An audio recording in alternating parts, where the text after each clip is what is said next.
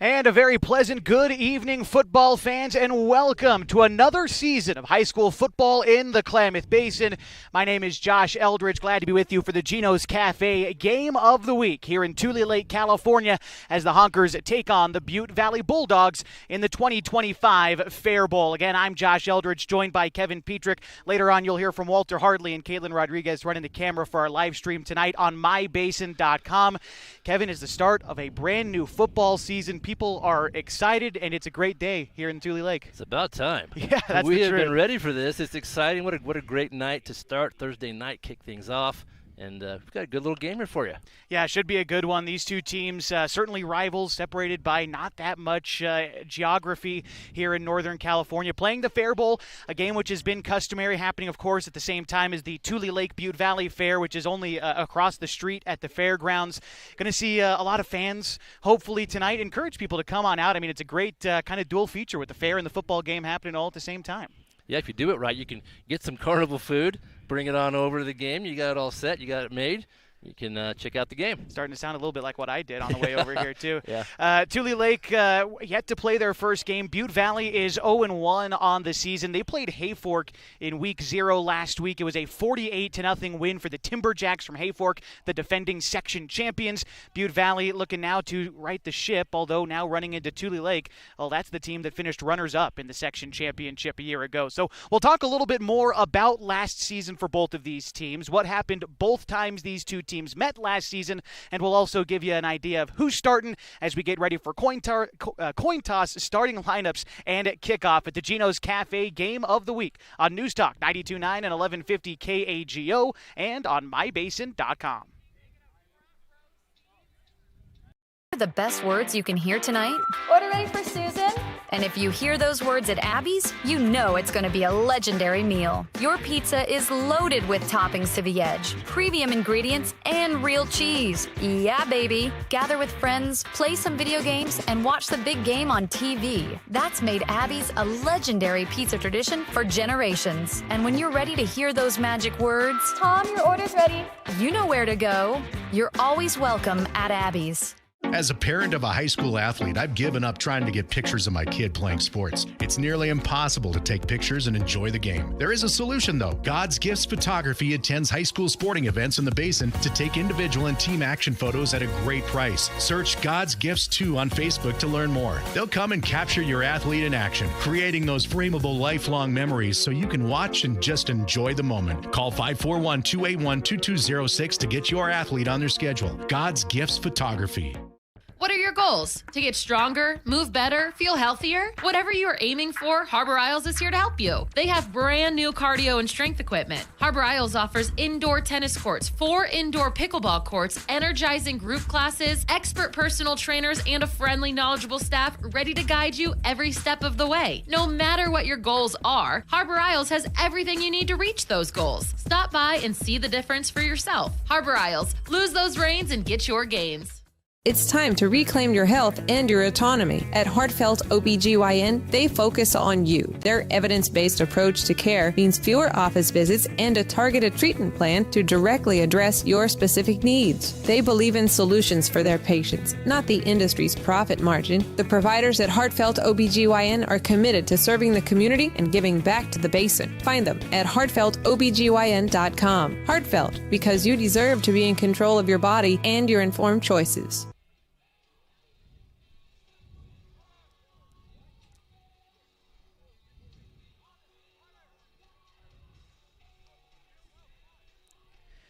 And we welcome you back to Tulelake, California, the site of the Geno's Cafe Game of the Week on mybasin.com. I'm Josh Eldridge, Kevin Petrick alongside me tonight. The Tulelake Honkers taking on the Butte Valley Bulldogs in the 2025 Fair Bowl. This will be the first go-round for Tulelake this season after finishing runners-up in the NSCIF Division I standings. They got a bye in the first round of the playoffs last year, battled all the way to the sectional championship game, where for the second year they met Hayfork and wound up losing to the Timberjacks last year. So Tulelake Tulelake coming off a runners-up finish a season ago. They are looking to get the season started out on the right foot against a team that they've had success against in recent memory, the Butte Valley Bulldogs. They're 6-6 all-time against the Bulldogs, but they've won the last 6 meetings. In fact, the last win for Butte Valley came back in 2018. Last year, they played a couple of times, and both were lopsided victories in favor of Tulelake. A 55-8 win this time last year in the Fair Bowl, and then later on in the season, a 73-6 win for Tulelake over the Bulldogs. Last season in the Fair Bowl, we had an opportunity to broadcast that game. It was 41-0 after the first quarter. The freshman last year, Max Robinson, now a sophomore for Tulelake, he ran wild over the Bulldogs last year, over 150 yards, 3 touchdowns. Got to imagine that he's going to feel confident coming into play today. It's no surprise that this game was lopsided last year. In fact, even when Butte Valley was busy winning these games, it was still lopsided in their favor. Haven't had a lot of real close contests between Tulelake and Butte Valley. I hope that we get one tonight. Yeah, it'd be nice to see that. Butte Valley had a tough schedule to start. Open up with Hayfork, and then you come here to Tulelake. So it's nice that they have one game under their belt. That's going to help them out. They have a new coach. Yes. So a lot of different elements kind of taking place tonight. Tulelake has a few new faces, and Butte Valley's got some returners. So mix all that together, and you see what you end up with. Yeah, Dean Perez, first-year head coach out at Butte Valley. It's his first year coaching a small football program like this. He's been a member of other small schools in the past, coaching other sports like baseball and things of that nature, but first time trying to get out a small school for playing football. And like you said, Kev, a gauntlet of a schedule to start for them. He'll be going up against Matt Andrade, his team, the Tulelake Honkers. He's got his 4th season underway tonight for the Honkers. He's 22-11 through his first 3 seasons. Coached a little bit at Klamath Union, was a JV and assistant coach there under longtime coach Tom Smith, and now here at Tulelake also coaches on the hardwood a little bit, some JV girls basketball. Kev, you know a thing or two about that. I can appreciate that. The football coach to JV girls basketball crossover, I feel like is pretty real in our parts, don't you think? I mean, you're not the only one. Matt's not the only one. We see Alex Stork do that from time to time. We've seen quite a few people do that. Yeah, it's kind of a natural fit because the season you'd finish up one just in time to do the other. So, yeah, you see a lot of that. Very excited for this one tonight. We are going to step aside one more time, and when we come back, we'll introduce you to the starters for both teams on offense. We'll find out the winners of the coin toss before kickoff of the 2025 season here in Tulelake at the Geno's Cafe Game of the Week on MyBasin.com.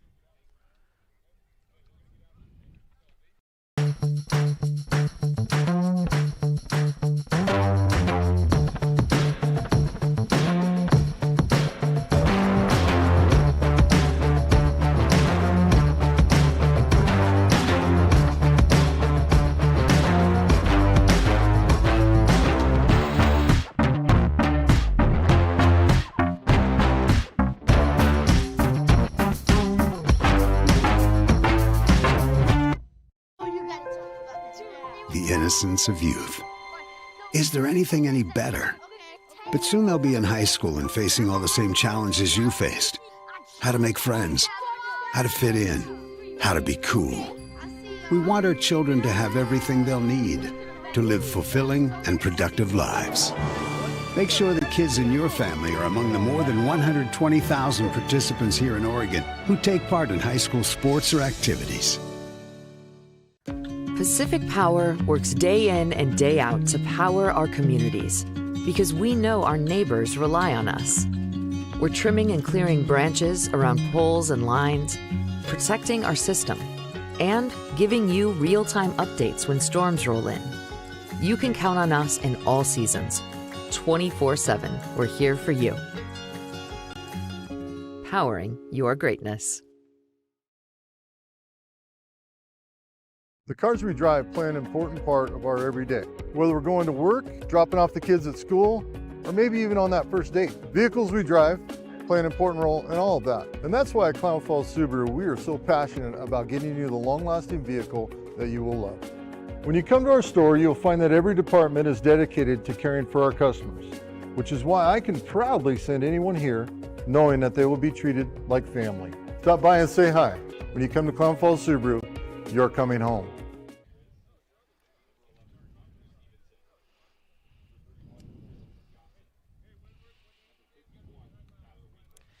And welcome you back to Tulelake for the Gino's Cafe Game of the Week, kickoff of the 2025 season here at the Fair Bowl in Tulelake. We've got our captains meeting at midfield, and for Tulelake, that is Alex Garcia. He's out there with Max Robinson, Giovanni Perez, and then one of their linemen, David Garcia, out there as well, getting ready for the first coin toss of the brand new season.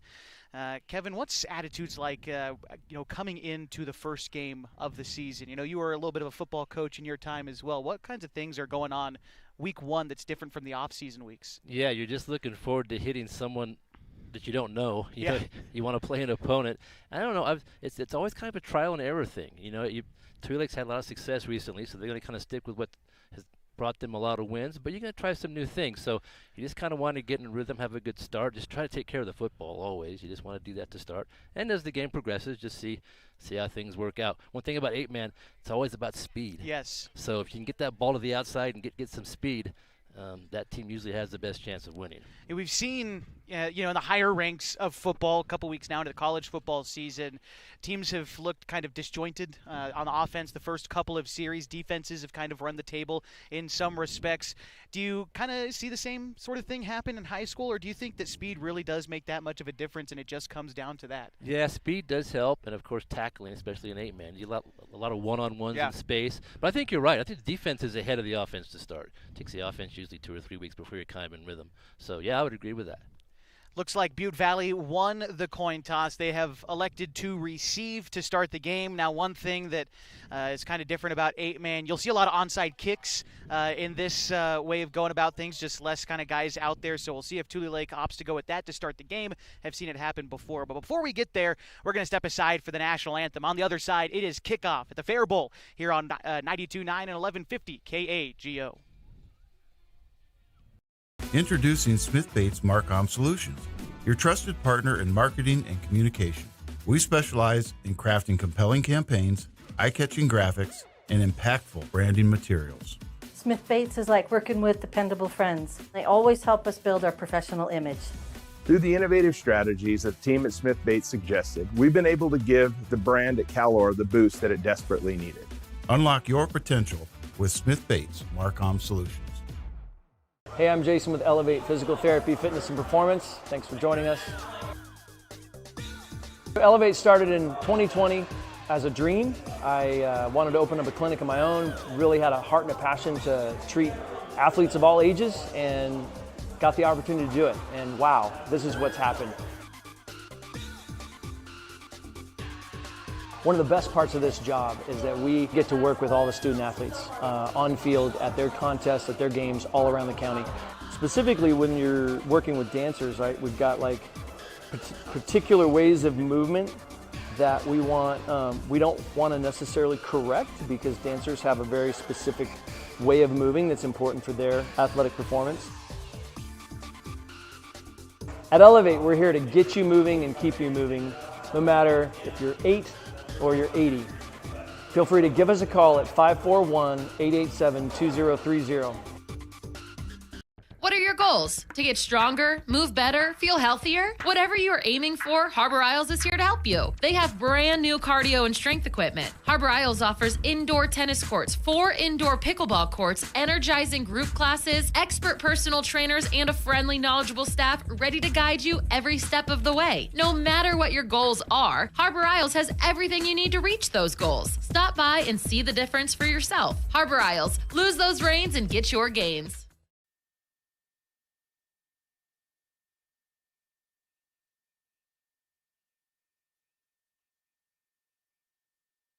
And we are just about ready for kickoff tonight from Tulelake. Once again, my name is Josh Eldridge, Kevin Petrick alongside me.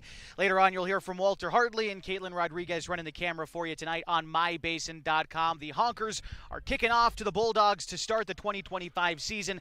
Back to receive for Butte Valley is number 21.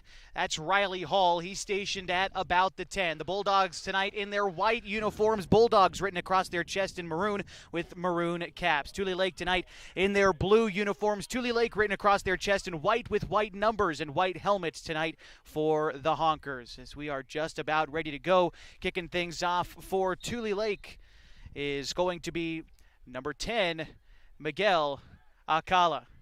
The kick is up, and it is going out to Hall, and he fields it back behind the 10. Brings it up past the 20, by the 25, blows past the 30, down past the 35. I believe he stepped out of bounds somewhere past the 30. We'll see exactly where they spot the football, but the Bulldogs take the field, led out by their junior quarterback, Hunter Stevenson. Giovanni Perez pushed him out of bounds.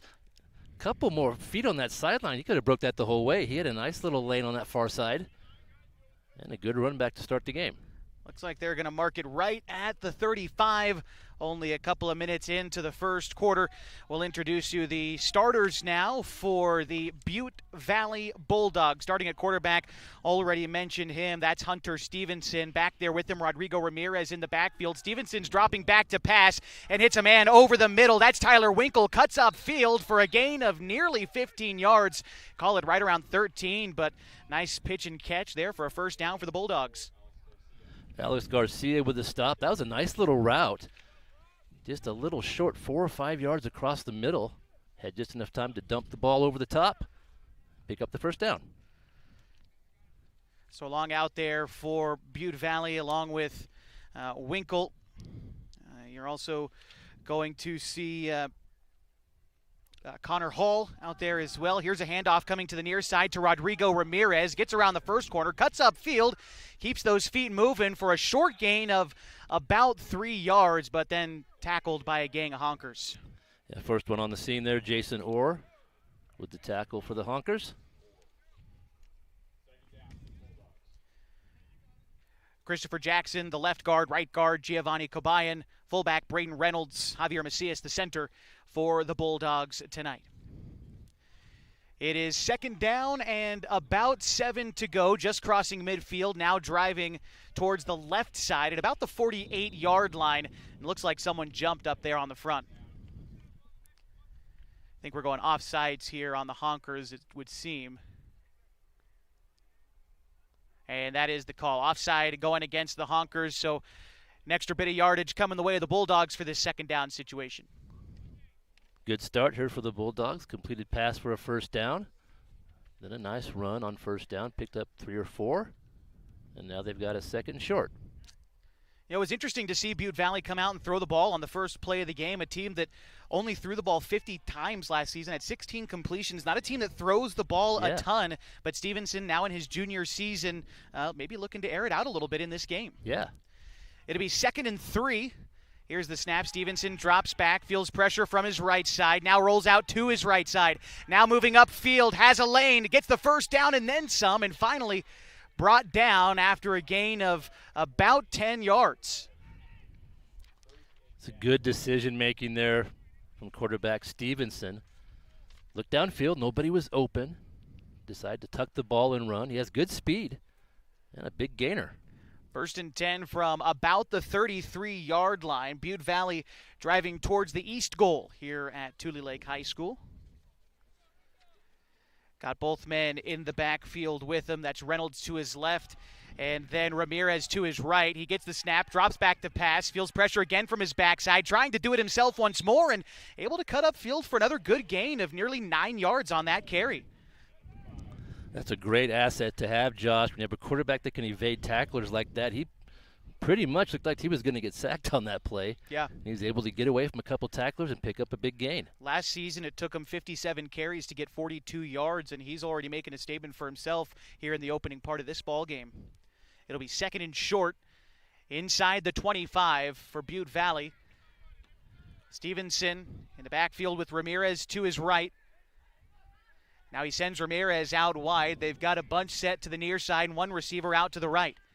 Stevenson does have Reynolds in front of him, but it's a quick screen pass to Ramirez. The pass falls incomplete. It'll be 3rd and short. That was well covered out there by Jason Orr. Just one step drop. Try to flip it to the sideline as quickly as you can. Make a play out there. But the ball fell incomplete. It'll be 3rd and short. Tulelake's defensive line, something that they have had to shore up in the offseason. They lost 2 guys up on the defensive line that were all state caliber players. I know they were all league recipients a year ago. And so shoring up that up front for Tulelake, something they're going to have to continue to work on as the game goes on. Let's see where Butte Valley goes here. 3rd and short again inside the 25. Stevenson takes the snap, drops back to pass again. Tulelake sending pressure, comes out to the near side. Stevenson looking for the touchdown pass, but it falls incomplete. The intended target there was Tyler Winkle, but just overthrew his man, and it brings up 4th and about 2 from the 24-yard line. That was a well-designed play. He had time, and Winkle had a step on his defender. Ball just a little bit overthrown. And it looks like Butte Valley will go for it here on 4th down. Not particularly surprising. Right. In 8-man football, you don't see a lot of special teams action, so that's a gettable 4th down conversion attempt for Butte Valley. Got both men in their back with Stevenson, but he drops back to pass again, coming to the near side. He's going to try to take it himself, gets bunched up near the line to gain. It looks like he's brought down right there. Did he get it? It is right at the stick. It's right there. It's going to be really close. He did a nice job. He had to make a quick decision there because he knew he only needed about a yard. It looks like they're going to say Tulelake gets the ball. I think they're going to call Butte Valley short, and so it'll be 1st and 10 Honkers. Now they go the opposite way from about the 23-yard line. That was nice defense that time. They strung that play out. He just could not get up the field. And Butte Valley will turn it over on down. So it's a good-looking drive up to that point. But now the Honkers will get the football. Out there for Tulelake at the quarterback position is going to be Ricky Garcia. He's out there with wide receivers Jason Orr and Alex Garcia. The offensive line, Giovanni Perez, Max Robinson in the backfield with him. Here's the snap and a handoff to Robinson. Finds a hole on the right side, but it gets wrapped up from behind after a gain of about 5 yards on the 1st down play. That was Tyler Winkle with a tackle. Tulelake just coming out with just straight ahead run right there and a good gain on 1st down. Picked up about 6. A team that likes to run a ball, amassed over 3,500 yards on the ground last season as a team.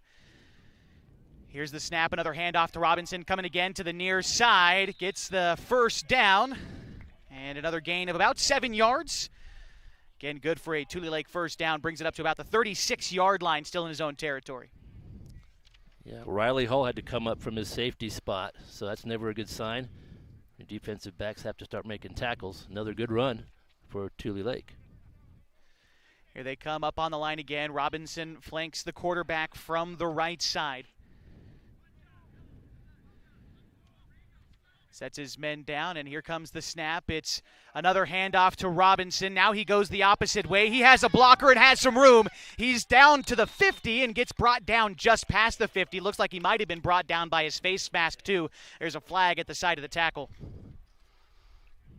Yeah, Rodrigo Ramirez made that tackle, and he was just trying to stop him any way he could because he might have gone the distance had he got past Rodrigo out there. So we'll sort out the penalty.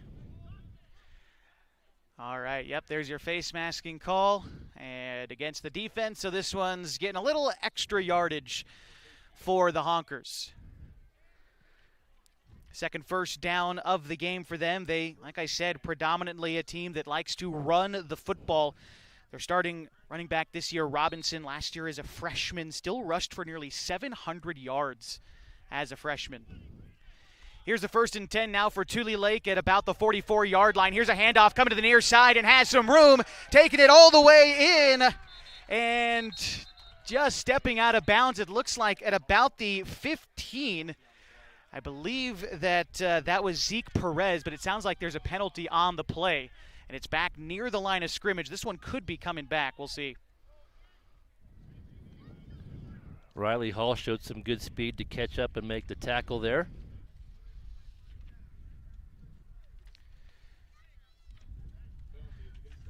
So there'll be a holding call against Tulelake. Now, this one is coming all the way back. So I suppose not quite all the way back, though. I guess just about 5 or so yards. I think the penalty was called after Perez had gained a few.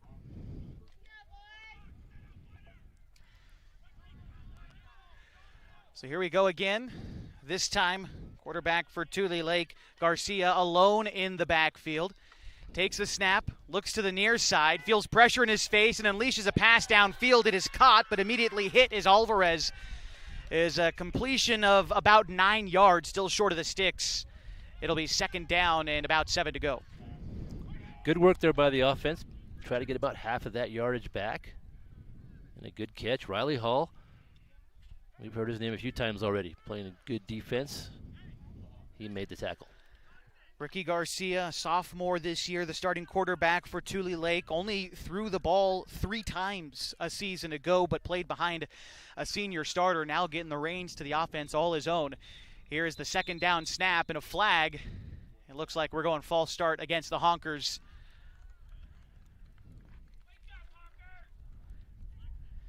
And there it is. So they're going to give away the yardage that they just got back after that completion. It'll be second and about 11 for this next play. Butte Valley started with 3 linemen. Now they've gone to 4. And they probably want to stick that way with the impressive running game from the Honkers here. A couple penalties have helped them out. And second and long. Again, Garcia alone in the backfield, second and 11. Here's the snap, drops back to pass, looks deep down the sideline, but he overthrows his intended target. That was Alex Garcia screaming down the near sideline, but Ricky just put a little bit too much air under that one. Just overthrew that one a little bit. He had a lot of time back there. Some good pass blocking from his line up front. And that's what Butte Valley is going to want to do here. Force some passing downs and then take your chances. And that's where we're at right now with third and long. Third and long. We'll see if they decide to try and air it out again. They've had success on the ground. They're bunching everybody up on the line of scrimmage. Garcia now under center. It's going to be a toss coming along to the outside. Alex Garcia takes up the far sideline, finds some room, but steps out of bounds a couple yards short of the marker. It'll be third down and about 3 to go. Pardon me, fourth down and about 4 to go for the Honkers here. And they'll take it from the 37-yard line. Butte Valley sent 5 that time. I think they sensed run was coming to that side, but just a little bit too much speed on the outside. Picked up a few yards, and now we've got a big fourth down. Looks like the Honkers want to go for it on fourth down, deep into enemy territory, and 4 yards to gain. Here's Tulelake's first shot at fourth down tonight. It's going to be a handoff to Robinson, trying to come along the near side. Has a bit of space up the sideline, but gets dragged out of bounds, and he looks to be about a yard short. It was good pursuit over there. Braden Reynolds helped out on the tackle. So back-to-back turnovers on downs for both teams to begin the ball game, and now Butte Valley will get the football back. It'll be on their own 35-yard line with 6:20 left to go in the first quarter. First and 10, Bulldogs. And again, back to throw is Stevenson. Feels pressure on his backside. Tries to scramble around the near side. Shakes off one defender. Still on his feet. Bouncing around in the backfield and now has some room. Cuts upfield. He gets the first down. He's up past the 50. Now he's to the 40. He's got no one in front of him. Hunter Stevenson scrambling all the way in to the end zone. But there is a flag way back in the back. Not in the backfield necessarily, but about 10 yards up from where the play began. And Coach Andrad trying to make a case along the near sideline. We'll see if this is coming back. If you're watching the stream right now, that was an incredible run. Started on the near side, cut clear across to the far side, and then had enough speed to get all the way to the end zone. It's unfortunate if it gets called back, but that was a great effort by the Butte Valley quarterback there. Let's see what the signal winds up being from our white cap tonight. Oh, they're picking it up, Josh. So they're waving the flag off, so touchdown counts. That's a touchdown.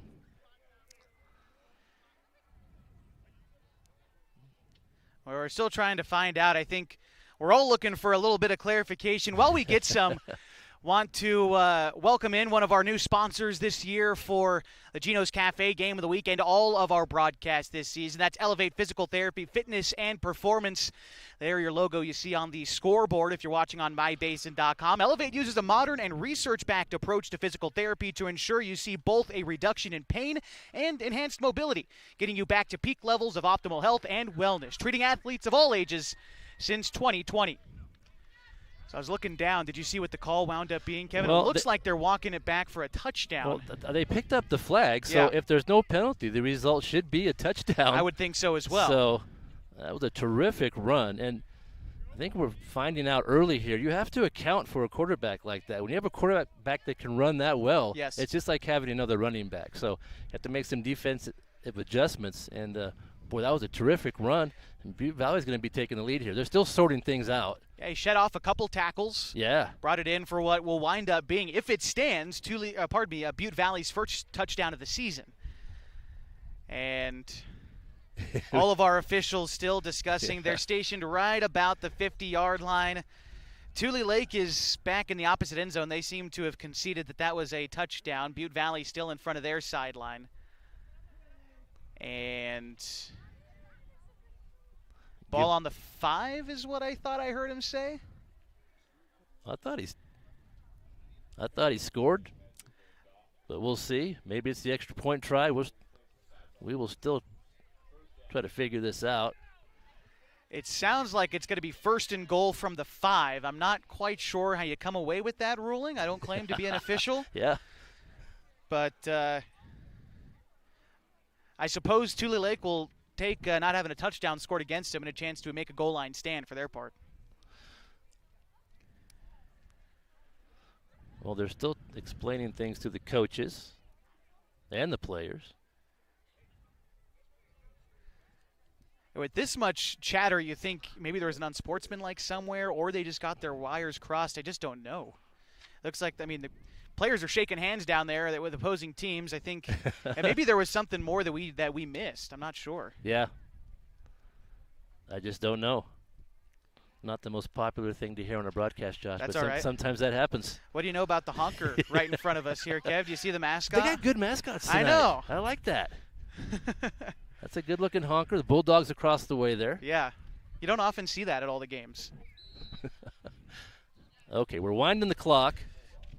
I think you're right, Josh. Looks like the first down just inside the 10 there.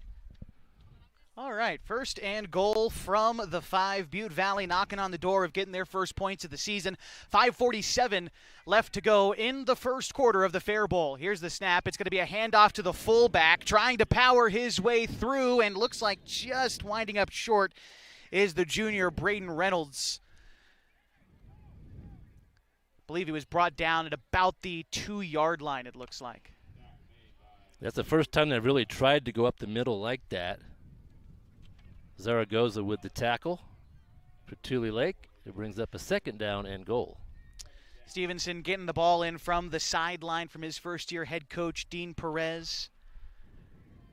And now we're ready to go again. 2nd and goal. He's got Reynolds to his left and Ramirez to his right.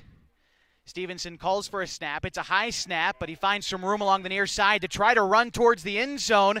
Lowers the shoulder and barrels through into the end zone for a Butte Valley touchdown. Hunter Stevenson, he's really shown he can be a runner. He's run the ball very well early in this game. He gets himself a touchdown.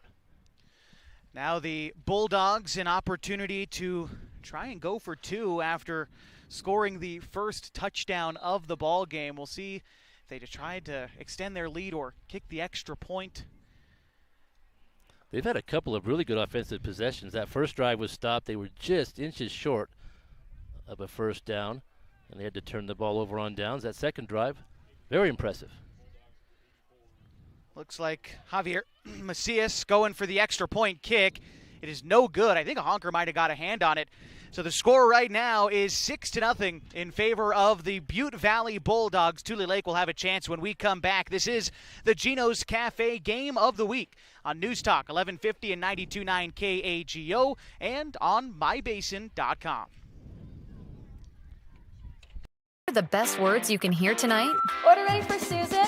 And if you hear those words at Abby's, you know it's going to be a legendary meal. Your pizza is loaded with toppings to the edge, premium ingredients, and real cheese. Yeah, baby. Gather with friends, play some video games, and watch the big game on TV. That's made Abby's a legendary pizza tradition for generations. And when you're ready to hear those magic words, Tom, your order's ready. you know where to go. You're always welcome at Abby's.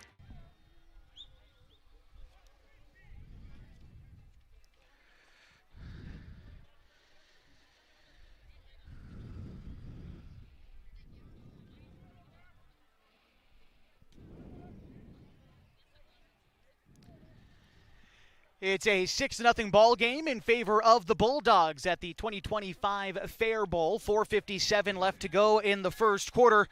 Butte Valley capping off what was a 3-play drive, going 65 yards in about a minute and a half to earn their first points of the season. The Honkers will get a chance to respond.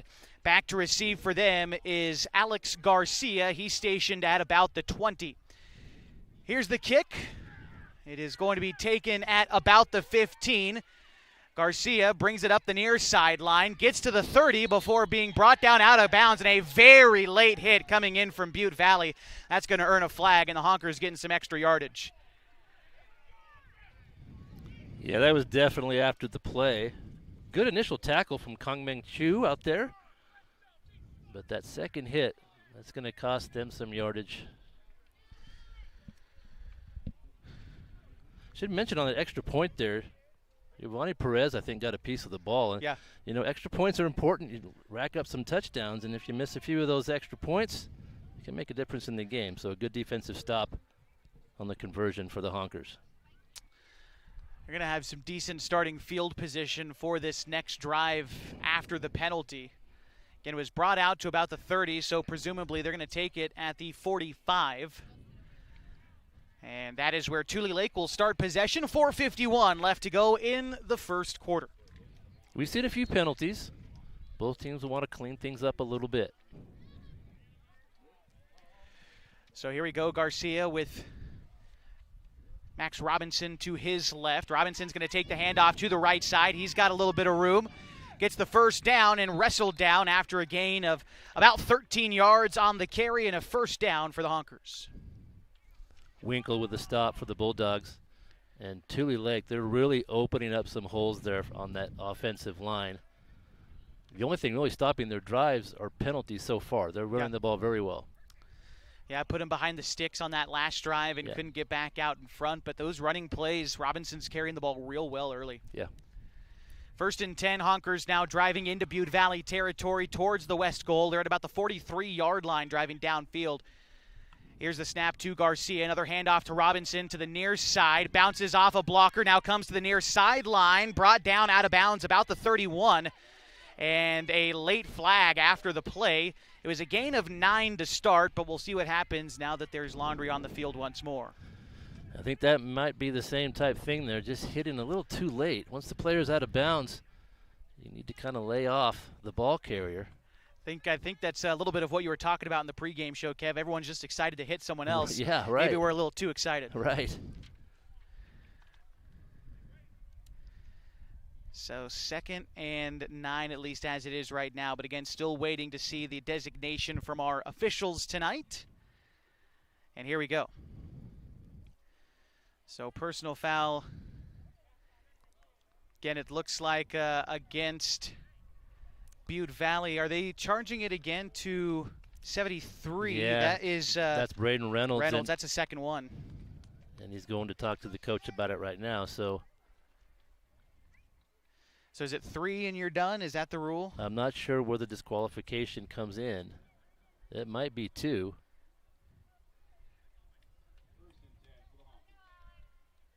Well, I don't see Reynolds coming off the field yet. He's still out there. All right. Well, we're moving the chains. It'll be Tulelake football. It'll be 1st and 10, now even deeper into Butte Valley territory. Looks like they've brought it into the red zone at the 20. So another first down for the Honkers as well, and now a real golden opportunity to try to put some points up on the board.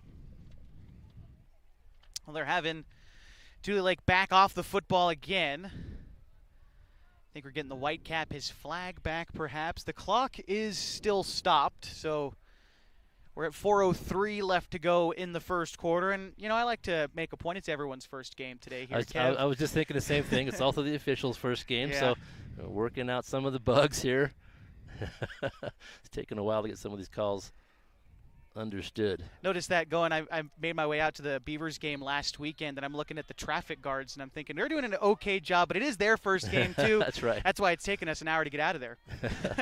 But here we go. Back to the game at hand. It is 1st and 10 at the Butte Valley 20. The Honkers are driving into Bulldog territory. Garcia with Robinson to his right. Here's the snap. Robinson takes the handoff, finds some room up the middle, sheds one tackle, and brought down after a solid gain of about 8 or 9 yards on the first down carry. It's a nice cutback. Riley Hall with the stop, but almost another first down. It'll be second and short. He's getting at least above 5 yards per carry, probably closer to 7 or 8 as Robinson carries the ball well. Here is 2nd and about 2 from the 10-yard line. It is a fumble snap. Garcia has to go backwards to fall on it. And a negative play there for the Honkers puts them behind the sticks. Looks like it'll be 3rd down and 11 after that fumble snap. Alexis Delgado was there in a hurry for Butte Valley. Didn't allow anybody to pick up the ball. They had to just cover it up. So a good break there for Butte Valley. 6-0 our score. Bulldogs lead the Honkers. 3:04 to go in the first quarter. And it is 3rd and 11 for the Honkers. Taking this snap from about the 21-yard line. Garcia alone in the backfield, takes the snap, drops back to pass, tries to float the pass over the middle, but it's intercepted. Butte Valley now running up the near sideline, and with all the room in the world, it's Riley Hall. He is making a house call all the way back for a Bulldog touchdown. Riley Hall stepped in front of that. He's had a good defensive game. Haven't even played a quarter yet, but we've called his name a number of times. And he ran that all the way back for a touchdown. Caught that one up near the 15, so about an 85-yard pick-6 return there for Riley Hall. And at the time, Butte Valley now leads 12-0. And they're going to go for an extra point attempt here. Be curious if they try to get the one back that they missed earlier by going for 2, or if they just settle for the kick here. We'll find out. But with 2.5 to go in the first quarter, the Bulldogs are up by 2 scores. That was successful again. You know, when Butte Valley gets Tulelake in that 3rd and long, it causes some problems, and they've had good success there. That time, interception, run back for a score. Well, looks like they're going to try and kick this one again. Believe to kick it is Macias once more. The snap, the hold, the kick is up, and it is good. It is 13-0 Butte Valley at the 2025 Fair Bowl. 2:36 to go in the first quarter. We're going to step aside. Tulelake gets another chance when we come back in the Geno's Cafe game of the week on 92.9 and 1150 KHEO and on mybasin.com. What are your goals? To get stronger, move better, feel healthier? Whatever you are aiming for, Harbor Isles is here to help you. They have brand new cardio and strength equipment. Harbor Isles offers indoor tennis courts, 4 indoor pickleball courts, energizing group classes, expert personal trainers, and a friendly, knowledgeable staff ready to guide you every step of the way. No matter what your goals are, Harbor Isles has everything you need to reach those goals. Stop by and see the difference for yourself. Harbor Isles, lose those reins and get your gains. Do all my stuff at the same time, so you're good. But now you see what I'm dealing with at least.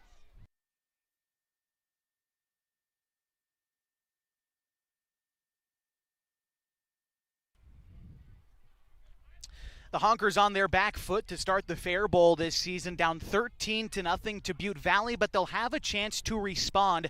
Put together a pretty good offensive drive last time out, but it ended in a pick-6. Butte Valley's Riley Hall taking it back for a touchdown. Now the Honkers trying to take a little bit better care of the football. Another chance here with 2.5 to go in the first quarter.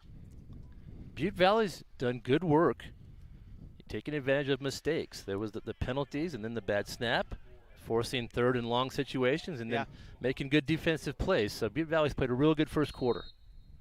And they have a 13-point lead to show for it.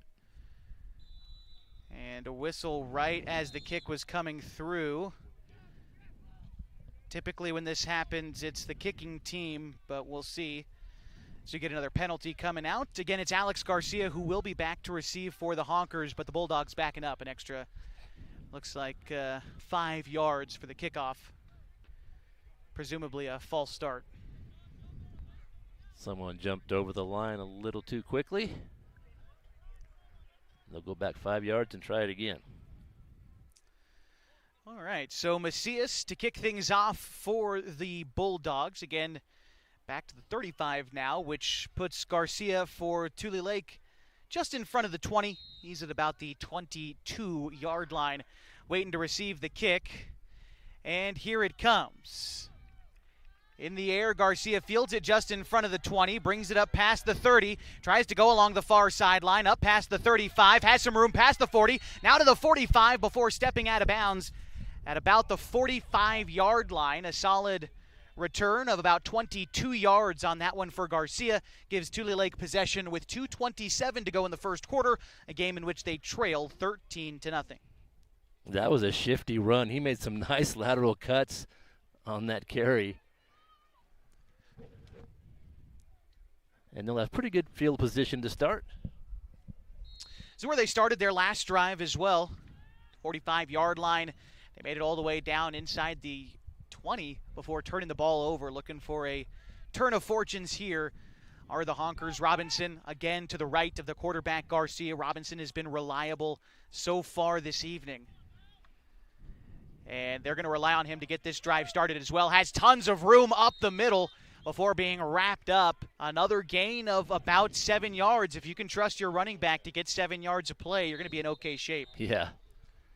And he's just not having any trouble getting through that first group of defenders at the line of scrimmage. So as long as they keep opening up holes like that, they'll be successful.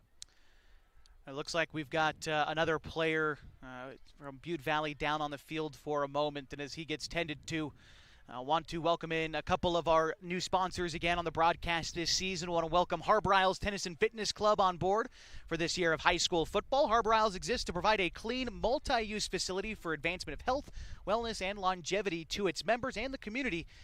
Come on out, join Harbor Isles. They feature top-of-the-line equipment, full-service personal training, and an array of group exercise classes. Also want to give a shout-out to the Pacific Power Foundation, the mission of which is to support the growth and vitality of local communities through charitable investments. Over the past 5 years, the Pacific Power Foundation has awarded over $13 million to local nonprofit organizations. Big thanks to Pacific Power for all they do for the community, and of course, coming aboard for this season of high school football in the Klamath Basin. It looks like we're back ready for this game to continue. 2:15 to go in the first quarter. It's a 13-0 game. The Butte Valley leads the Tulelake Honkers. Honkers driving. They've got 2nd and 4 to go right at about midfield. Garcia calling for the snap, and some wires were crossed. I think this is going to be false start on everybody but the center. And so we're going back. A little more confusion. This is a little bit what we were talking about, though, too, right? Defenses maybe having a little bit of an edge over the offense as you try to iron some things out in the first couple weeks of the season. You know, don't want to simplify the job that the defense does, but it is just guard the guy in front of you at the end of the day or fall into a zone. The offense is trying to implement new things, you know, all the time. It's taken them a little bit to work it out. Here's Tulelake on a 2nd and 7. It's another handoff, this time coming to the near side. New man with his hands on the ball is Zeke Perez. He rumbles upfield for a short gain. It'll be 3rd and 4. Yeah, Tyler Winkle made a great tackle. He was able to get out of a block and grab him with that left arm and bring him down. Nice work. Tyler Winkle, if I recall, a multi-sport athlete, also plays a little bit of basketball. He's a good athlete. He's a senior this year. He's having a good game. All right, 3rd and 4 from the 49-yard line. The Honkers needing to come up with a big one here. So far, they are 0 for 2 on 3rd down conversion attempts. Here's a handoff. Up the middle goes Robinson. He's going to cross the marker. Keep those legs moving. The ball pop out? No, I don't think it did. That's a solid gain of about 7 yards on the play and a 1st down. Did a real good job of accelerating right through that gap. Easy 1st down. Good third down conversion there for Tulelake. Going to have to pick up a few more of those, relying on that running game. It's 1st and 10 from the 39. A couple of guys coming off the field for Tulelake. Let's see, I think checking in, Giovanni Alvarez going to be in the backfield. Also out there on the field, say, Jose Zaragoza out there as well for Tulelake. Here's their 1st and 10 play. Garcia under center. Puts a man in motion. It's a pitch coming to the near side for Alvarez, but he's wrapped up in the backfield and then bowled over. That's going to be a loss of about 4 on the play. Good defense by the Bulldogs. Christopher Johnson, tackle for loss. Big hit back there. 20 seconds to go in the first quarter. Honkers might get one more play off. It's going to be 2nd and, like I said, about 14 yards. Line to gain is the 29. They're taking this one from just past the 40. Robinson back out there with Garcia. Robinson again lined up to the right side. Near side receiver is Alex Garcia. He's been the intended target on a couple of the more deeper passes, but I believe that will mark the end of the first quarter. The Honkers letting the clock run out, so they'll have the ball when we start the second, but they don't have the lead. Trailing 13-0 against the Butte Valley Bulldogs as we continue your coverage of the Geno's Cafe Game of the Week on News Talk 92.9 and 1150 KAGO and on mybasin.com.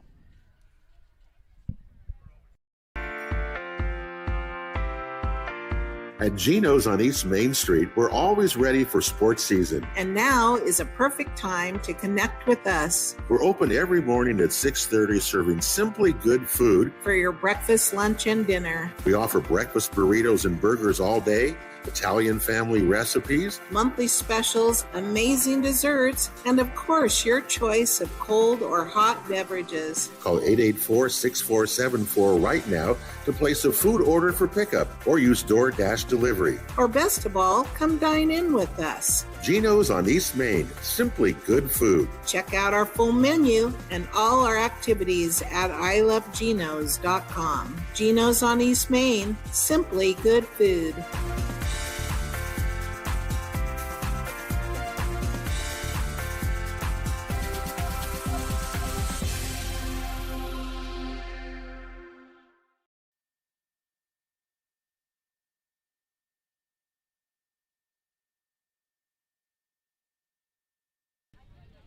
$13 0 our score after one quarter of play. The Butte Valley Bulldogs leading the Tulelake Honkers as we get ready to play the second quarter.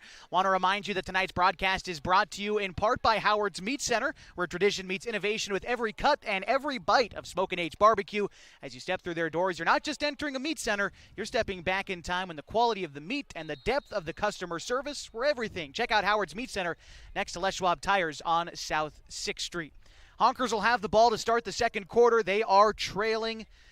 Haven't played particularly poorly, though, to be down 2 scores. Just a couple of bad bounces, couple of penalties have really been the difference so far. Yeah, you know, when you have 2 teams playing evenly, the mistakes and the turnovers, you know, that's what it comes down to. You give the ball away once, that costs Tulelake a little bit. Yeah. And that's kind of where their deficit came from right now, down 13.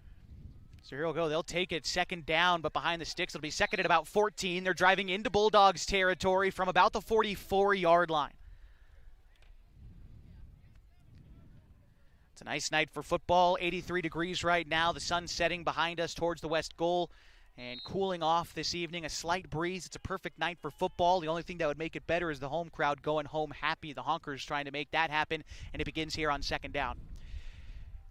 Garcia going to take a handoff to Robinson. Comes along the near side. He's got a lead blocker. Cuts back across the middle of the field at the 35. Gets some room inside the 20 to the 10. Brought down inside the 5. And a huge gain for Max Robinson has the Honkers in the red zone. 1st and goal. Giovanni Perez, again, he made a nice block to spring that play loose. And Tulelake almost able to score. They're right down there inside the 10. That'll be 1st down. They've been close a couple of times, but now is when you want to make it count. Down a couple of scores. Can't let too many more of these opportunities get away from you. Garcia is back there. To his right, he's got Alcala. Robinson lined up behind him to his left. It's a low snap. Robinson takes the handoff, tries to go right up the middle, gets a short gain, but winds up short of the goal line. 2nd and goal. Nice stop on that interior for the Bulldogs. Looked like Winkle was in there among others. Brings up a second down. Honkers lining up from the near hash line. Robinson back there with Garcia, now lined up on the right side, though. Alcala lined up behind the line of scrimmage as the tight end. One receiver out to the near side is Perez. Another low snap delays the handoff. In fact, negates the handoff entirely. Garcia has to take it himself, but falls into the end zone for a Honkers touchdown. And a short carry, that time for the quarterback, Ricky Garcia, and he takes it in for the Honkers score. Nice work just staying calm right there. Had to pick the ball up off the ground. Able to keep it together and pick up the yardage he needed for the touchdown. Honkers, team that likes to try and push the envelope. They're going to line up to try and go for two here, try to get some of these more of these points back. Here we go, Garcia. Another low snap. This time, again, they're unable to get the handoff. 3 low snaps costing the Honkers, but they do come away with a touchdown. The score is 13-6 with 11 minutes to go in the first quarter. Honkers trying to make their way back into this ball game. We're going to step aside, and when we come back, the Bulldogs get the ball back. The Geno's Cafe Game of the Week on News Talk 92.9 and 1150 KAGO and on mybasin.com. The innocence of youth. Is there anything any better? But soon they'll be in high school and facing all the same challenges you faced. How to make friends, how to fit in, how to be cool. We want our children to have everything they'll need to live fulfilling and productive lives. Make sure the kids in your family are among the more than 120,000 participants here in Oregon who take part in high school sports or activities.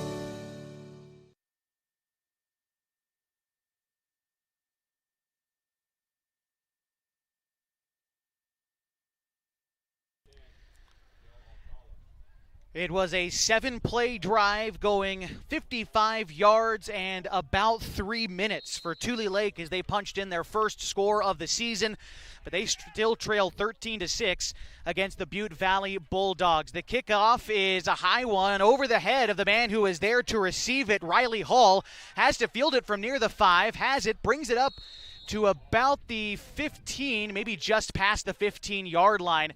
But a good kickoff pins Butte Valley with not optimal field position to start this drive. Yeah, that was good coverage from Tulelake. Ball got behind Riley back there, and that's a good play for the Honkers. So it looks like they're marking it just past the 15, call it about the 16-yard line. Again, 11 minutes to go before halftime, and a 13-6 ball game in which the Bulldogs lead. Last time Butte Valley had the ball, it took them 3 plays to go 65 yards in for a score. Before that, it was a 3-and-out, but Tulelake has had the ball for some time. They took possession with 5 minutes to go in the first quarter. And the Bulldogs want some time, want a timeout. That's their first charge timeout of the half. But the reason I bring it up is their offense has been off the field for a moment. They were clicking pretty well before they came off the field. Hoping for their sake that they're able to maintain some of that momentum and that the time of possession battle that the Honkers are probably in front with right now doesn't come back to hurt them. Yeah, I think we're going to see that. That's kind of the way this game is playing out. Tulelake likes to have ball control, run the football. Butte Valley spreads it out more because the quarterback's done a lot of scrambling. You get to one side of the field or the other, look down, look for his receivers. If nothing's there, he'll tuck it and run. So that's kind of the game we've seen. So Tulelake will most likely possess the football a little more often, but Butte Valley's offense has done well also. Tonight's game brought to you in part by Abby's Legendary Pizza, one of the best places to grab a slice here in the Klamath Basin at 1919 Austin Street or 2226 Shalleck Street near OIT.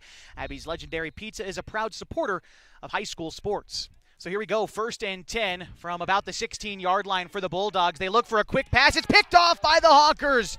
Number 4, that's Alex Garcia taking it back near the end zone, and he is just short of the goal line. But an interception bringing it back to about the 2. That's just what the doctor ordered for the Honkers. Good defense from Garcia. He knew that there was a pass coming, and he just kind of stepped in front of the receiver there. If there had been a little more air into that football, it might have made it back to his receiver, but Garcia returned the football almost all the way to the goal line. They're inside the 5. Yeah, he's about at the 3-yard line or so. 10:43 to go in the first quarter. Or pardon me, in the first half, and it's a 13-6 game. Bulldogs lead the Honkers, but Tulelake an opportunity to bring themselves within one or tie the game after a touchdown. Here's Garcia, the handoff to Robinson. He barrels through into the end zone for a Tulelake touchdown. Score now 13-12. The Honkers still trailing, but a chance to tie it with an extra point kick here. That time they snapped the ball to the quarterback under center. They've had some trouble being in the shotgun or the pistol, so that time they put the quarterback under center. Clean exchange, and good for the touchdown. Give a guy like Robinson a little bit of a head start running up to the football, too. Makes it hard to stop him that close to the goal line. That's a good way to make some adjustments there. Having a little trouble, try to fix it. Looks like they're going to go for a 2-point conversion, try to take a lead. It's a keeper for the quarterback. He's into the end zone, but there is a flag down in the near corner where he would have crossed the goal line. Let's see. He was able to get outside, but I think there was a hold out there. That's why he was able to get out there.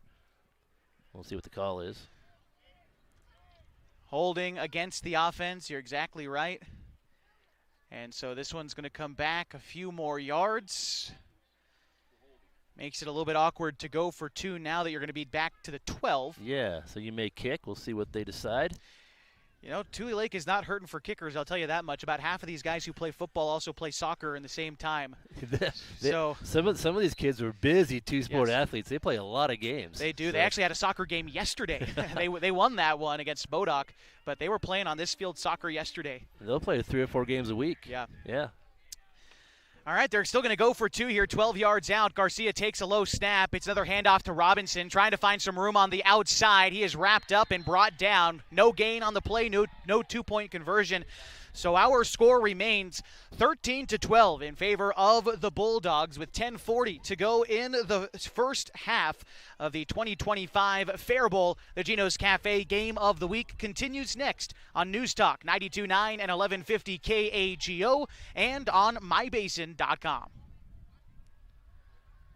Time to reclaim your health and your autonomy. At Heartfelt OBGYN, they focus on you. Their evidence-based approach to care means fewer office visits and a targeted treatment plan to directly address your specific needs. They believe in solutions for their patients, not the industry's profit margin. The providers at Heartfelt OBGYN are committed to serving the community and giving back to the basin. Find them at heartfeltobgyn.com. Heartfelt, because you deserve to be in control of your body and your informed choices.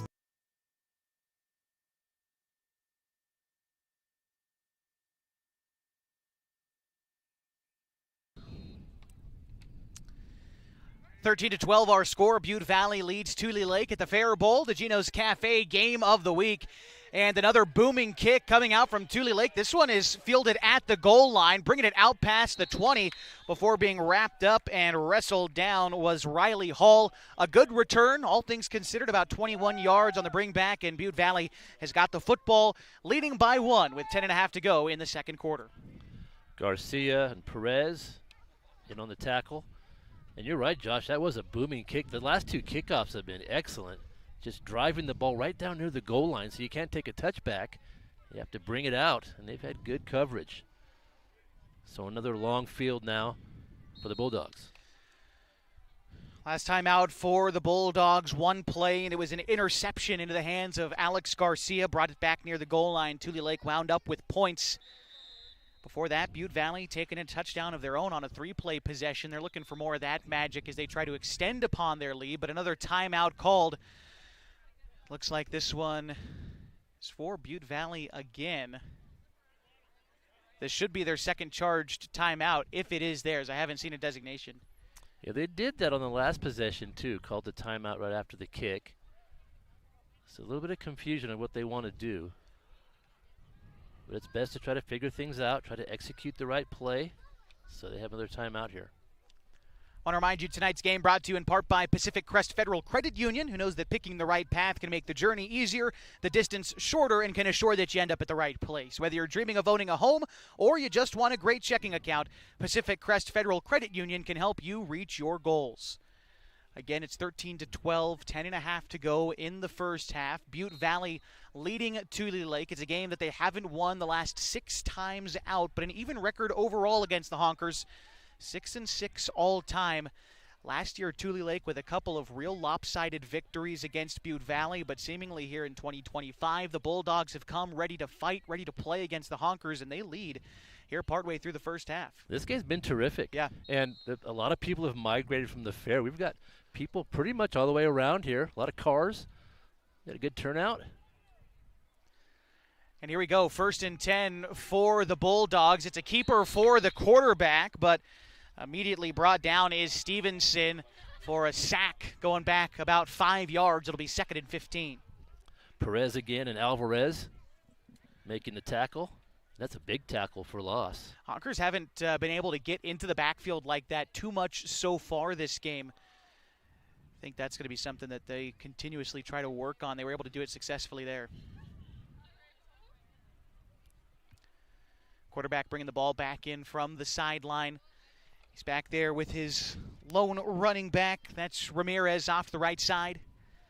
Drops back to pass again.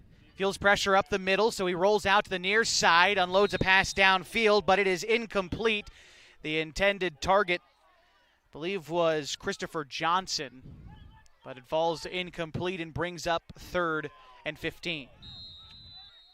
Stevenson had the right idea there. He was rolling to his right, and he had a receiver open in the middle, but had to throw back to his left. That's a hard throw to make, and the ball was just short. It's a throw that sometimes you don't get back if you do make that throw. Right. And so I think that was safe. He was really open, so I think it was a good decision. Just you really got to put a little extra on the football when you're running away from it. Right. And just a little bit short there. It'll bring up a 3rd and long. Butte Valley calls a timeout to discuss things before this big play for them. We'll remind you tonight's broadcast brought to you in part by Coldwell Banker, Home and Premier Realty. They know that little things can add up to big bills when you're buying, selling, or owning a home. So Coldwell Banker, Home and Premier Realty's exclusive beyond the sale guarantees protect buyers, sellers, and homeowners from unexpected repair bills. To learn more, call Coldwell Banker, Home and Premier Realty today. Have a bit of breaking news for you. Tomorrow night's broadcast was scheduled between Henley and Lakeview. That game has been canceled. Lakeview unable to field a team to participate tomorrow night against Henley. And so the Hornets are without a Week 1 opponent. And we'll work on trying to get something on the air for you tomorrow night, potentially still in the works, but no Henley football tomorrow night. We do have Tulelake football right here on the 3rd and 15 play. A pass over the middle. That's intended for Ezekiel Winkle, but it falls incomplete. 4th and forever coming up for the Bulldogs. That would have been well short even if he had caught the football. But it was a pretty good pass on the numbers there. Just fell to the turf, and we're looking at what could be our first punt tonight. 4th and long, and they're pretty deep in their own territory. Yeah, it'll be 4th and 15, and they're going to be snapping it from about the 15. Punter's going to be up against the goal line. It looks like it's going to be Winkle back to punt.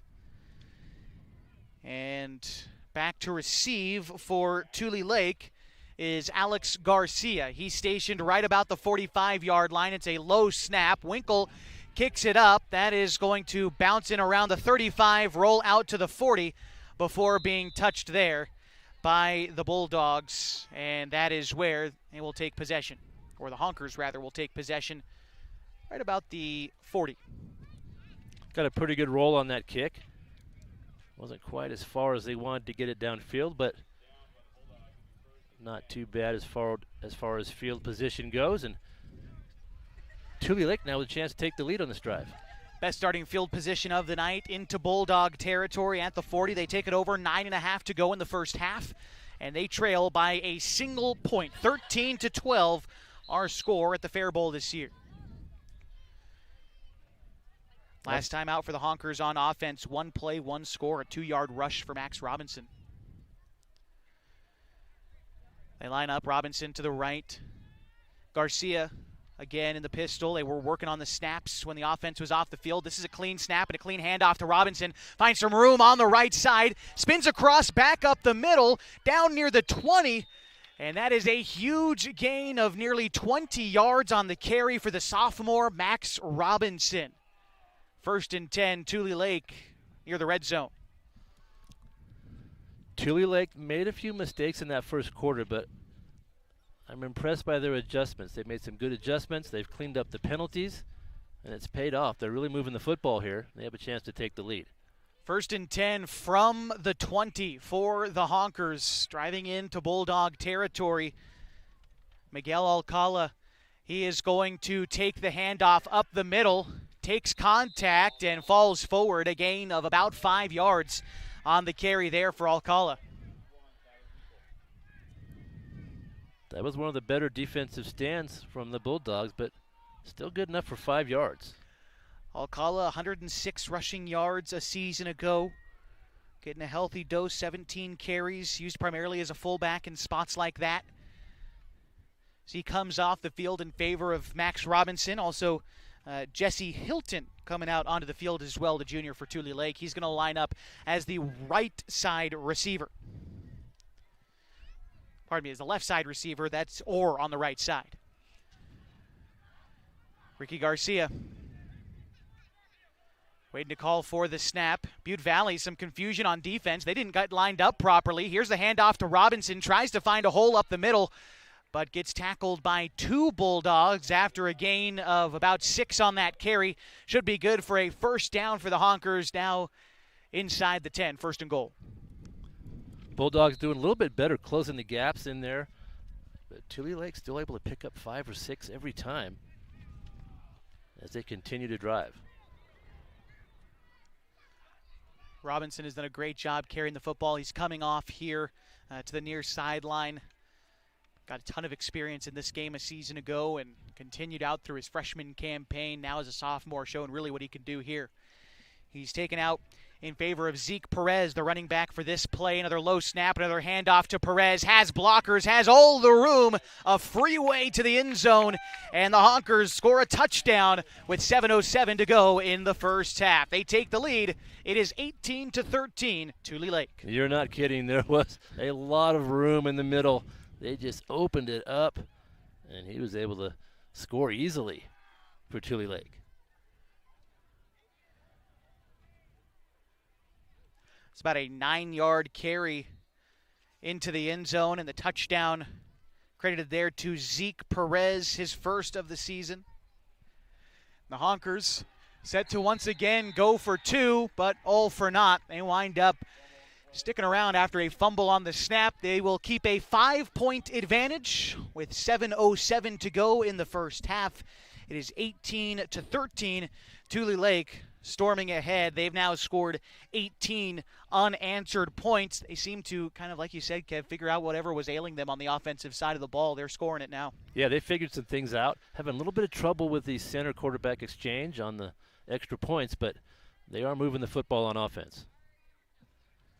It's a 4-play drive, 40 yards in about a minute and a half for Tulelake as they take a lead. I want to quickly remind you again, tonight's broadcast brought to you by Klamath Falls Subaru. Through the Subaru Love Promise and Subaru Share the Love events, Klamath Falls Subaru has donated thousands of dollars to dozens of hometown charities. Comfortable and not corporate. At Klamath Falls Subaru, stop by and say hi. Well, we had both special teams out on the field ready to go. Now the Tulelake side of the field has come near to the sideline. Back to receive. The Bulldogs have switched it up a little bit. They've got 3 guys back there now to receive. Could be up to some trickery once it's received. Yeah, there's been some impressive kicking from Tulelake. They really drive the ball deep on this kickoff. So, yeah, we'll see what they do with those 3 backs. Yeah, 5 guys up front, bunch of room, and then 3 guys in the back. Here's the kick. They dump it into no man's land. This one is going to roll out near the 35, but the Bulldogs fall on it. And I believe that was Barbosa who fell on it. But I guess there was some trickery. It was just coming out from the Honker side on that one. That was a nice piece of strategy because the whole middle of the field was open. They tried to loop it over there, and so the ball was kicked short. But on the other side, It's not bad field position for Butte Valley to Right. do that. It's better than they've had the last 2 times. So a little bit of strategy work in there from both sides. 7:07 to go in the second quarter. Tulelake leads Butte Valley 18-13. It's the first game of the season for Tulelake. It's the second time out for Butte Valley. They lost 48-0 their first time out against Hayfork, but are hanging around with a really good team here in the Honkers tonight. They say biggest improvement for a team is between week 1 and week 2. Butte Valley's played well here tonight. Right. Here's the snap. Stevenson back to pass, unloads a quick pass to the near sideline and a gain of about 6 yards on the catch. That was Ezekiel Winkle, the sophomore, bringing that in for a short gain. Second down coming for the Bulldogs. That has been working for Butte Valley. Just short passes. Just find someone open. Just 4 or 5 yards down the field and see what happens after the catch. And that was a good instance of that there. Picked up about 5. Second down looming for the Bulldogs. Again, Stevenson's got his blockers back there with him. Drops back, wants to pass, feels pressure from his backside, and he's wrapped up by a couple of Honkers for a big loss on that one. Sacked him for a loss of about 5 on that play, maybe more. Miguel Ocala in there on the sack. Big tackle for loss. Miguel Alcala does not seem like the kind of guy I would want to block on that front line. Coming off the left end here. Here's another snap. Stevenson has some room to throw this time. Throws it over the middle and another interception. Alex Garcia coming away with it again. Going along the far sideline. Gets to the 20 and he's blown up near the 15. His second interception of the game. And the Honkers now into the red zone and another chance here. Well done back there by Garcia. He was kind of playing center field, if you will, and he made a good catch on that one. His last interception was kind of thrown right to him. That time he had to go up and catch it away from his body. It was kind of tipped. It was kind of tipped too. Got a little help from one of his teammates. Slowed down the pass.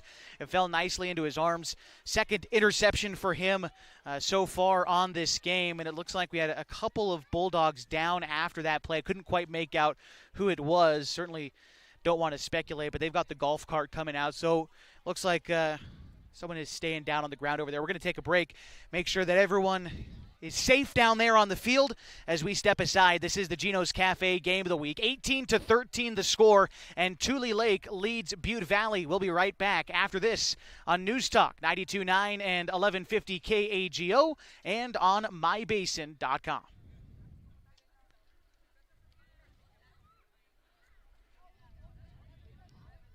Parent of a high school athlete, I've given up trying to get pictures of my kid playing sports. It's nearly impossible to take pictures and enjoy the game. There is a solution, though. God's Gifts Photography attends high school sporting events in the Basin to take individual and team action photos at a great price. Search God's Gifts 2 on Facebook to learn more. They'll come and capture your athlete in action, creating those frameable lifelong memories so you can watch and just enjoy the moment. Call 541-281-2206 to get your athlete on their schedule. God's Gifts Photography.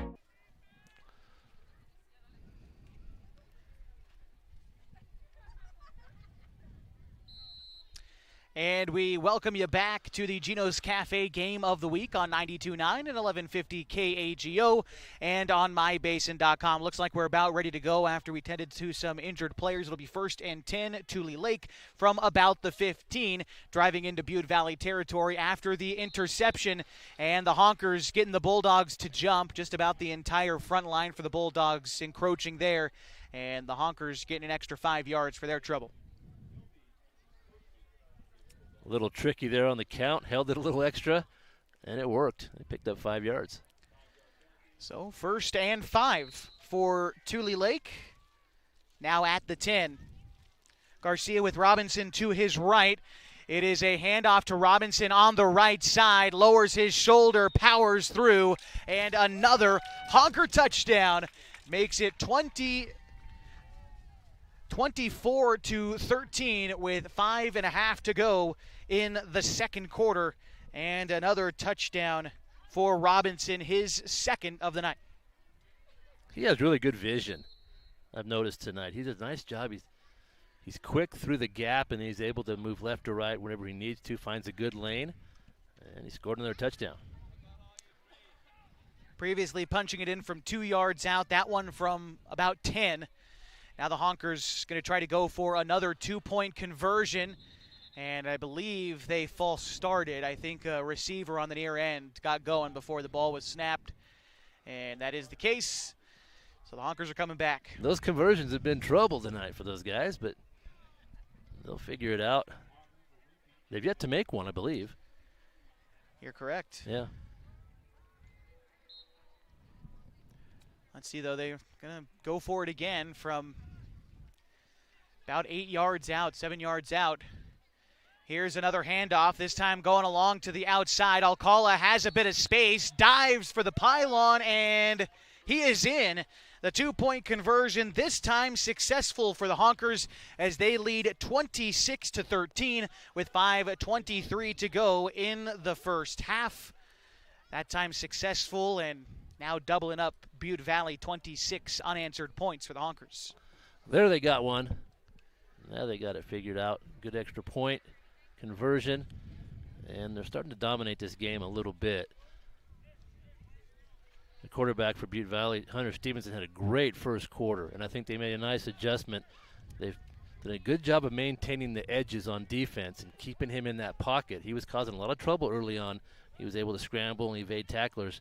The last few possessions, he's been having to stay in that pocket, and it's paid off for Tulelake. Honkers will kick again, and it looks like Butte Valley are going to have extra player come from the near sideline. I'm not quite sure exactly what the idea was there. It looked like they had someone kind of hiding near the Tulelake sideline. It was Ezekiel Winkle, and then as the ball was coming out to be kicked, he sprinted off from the sideline. But now he's back out there, played normally, so I'm not sure if maybe that was part of the plan or maybe miscommunication. Looked like a penalty against Tulelake. Maybe? No, they're still kicking it from the 40. I think they're trying to cover the middle part of the field where the kick went last time, so right. they brought up a back or two. Rodrigo Ramirez back to return. He is stationed just behind the 10-yard line. And here comes the kick. Kick down to Ramirez. He's going to take it from about the 10. Brings it up past the 15, going to the far side of the field, past the 20, lowers his shoulder at the 25, wrapped up and brought down just past the 25, but before the 30, and that is where Butte Valley will start possession with 5:16 to go in the second quarter. They trail 26-13.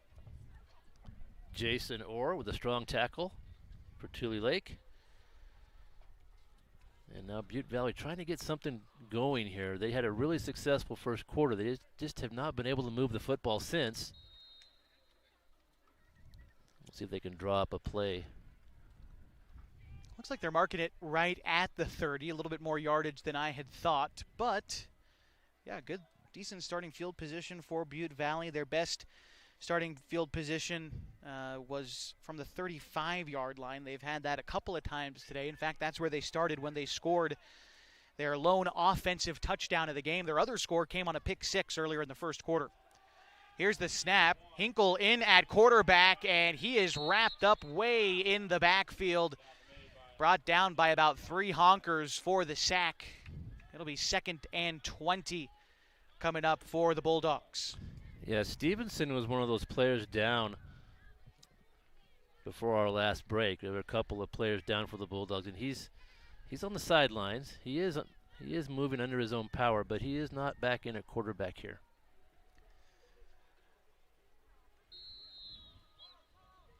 Looks like Butte Valley calling a timeout. I thought that they had run out already, but maybe one of the ones earlier was an official timeout or a Tulelake timeout.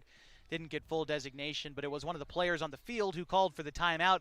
And so there you have it, 26-13 the score, 4:42 to go in the first half. Stick around with us during halftime. We'll talk a little bit about the game that we've seen so far, give you what numbers that we can. We'll talk to you a little bit more about what else is happening in the Klamath Basin. Week 1 of high school football. Some really big games coming up this weekend for a couple of teams. Some teams were hoping to play football this weekend and are now unable. So we will talk about all of that stuff during our halftime show brought to you by Harbor Isles Tennis and Fitness Club. So stick around for all that. And, of course, second half action after the halftime show. Right now, it's a 2-touchdown lead for the Honkers.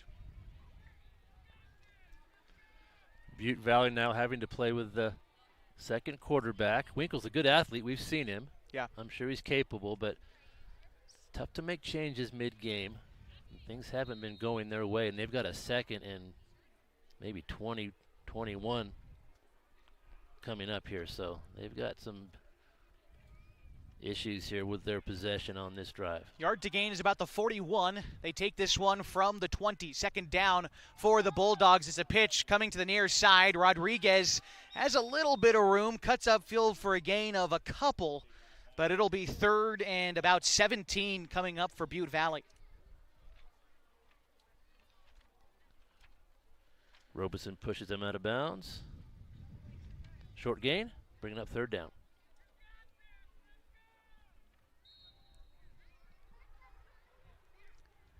Call comes back in from the sideline. 3rd down and very long for Butte Valley. They are 0 for 2 on 3rd down conversion attempts thus far tonight, although a small sample size. Winkle calls for the snap, looks to his right now, looks over the middle. Again, that pass tipped up into the air, though this time falling harmlessly to the grass. 4th down and 15. They've run that play a few times. It's been successful. Just a crossing route, about 5 or 6 yards deep. And they couldn't complete it that time. It'll be 4th down. Looks like we'll see another punt. Well, no one back to receive yet for Tulelake. It's 4.5 to go in the first half. Winkle comes back out. He also did the punting for them previously. Now it looks like special teams comes out for Tulelake. And back to receive the punt is Alex Garcia. He'll be stationed right about midfield. Delgado going to punt now, but the snap winds up over his head. He's got to go fall on it near the goal line. Tulelake is going to have incredible starting field position on this drive inside the 10. It'll be 1st and goal Honkers. Yeah, they had no chance to field that one. That ball was snapped way over the head of the punter and almost rolled into the end zone. And Tulelake has about as short a field as you can get. Yeah, they're at about the 3-yard line, It looks like, maybe even closer.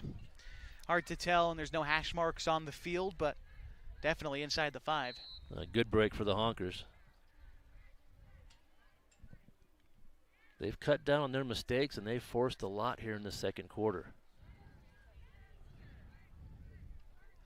Garcia with Robeson to his right. And a handoff to the sophomore, gets into the end zone untouched for another Honker touchdown. Now the score stands at 32-13, and a late flag. We could be seeing some kind of unsportsmanlike. It looks like a couple of players were tied up in the back of the end zone away from the play for a considerable time after the play was over. So touchdown should still stand. It came after the play, of course, but we'll see exactly how they apply this penalty and to which team they apply the penalty. Here we go. So against Tulelake, you get one, and looks like that's it. So just a personal foul against the Honkers. And now Butte Valley, if I'm correct, gets to decide if they want to apply it for the extra point or the kickoff. Is that right? I would think so, yes. They're talking to the coaches now. And now, with how Tulelake has been on 2-point conversions, maybe you want to send them back now, but they've been successful in their most recent attempt. If you push them back 15 yards on the kickoff, you got maybe a chance to actually make a return because their kickoffs have been doing so well. Right. But it looks like they're going to apply it here to the extra point attempt. They're going to walk Tulelake out to about the 17 or so yard line for their 2-point conversion attempt. Right now they lead 32-18.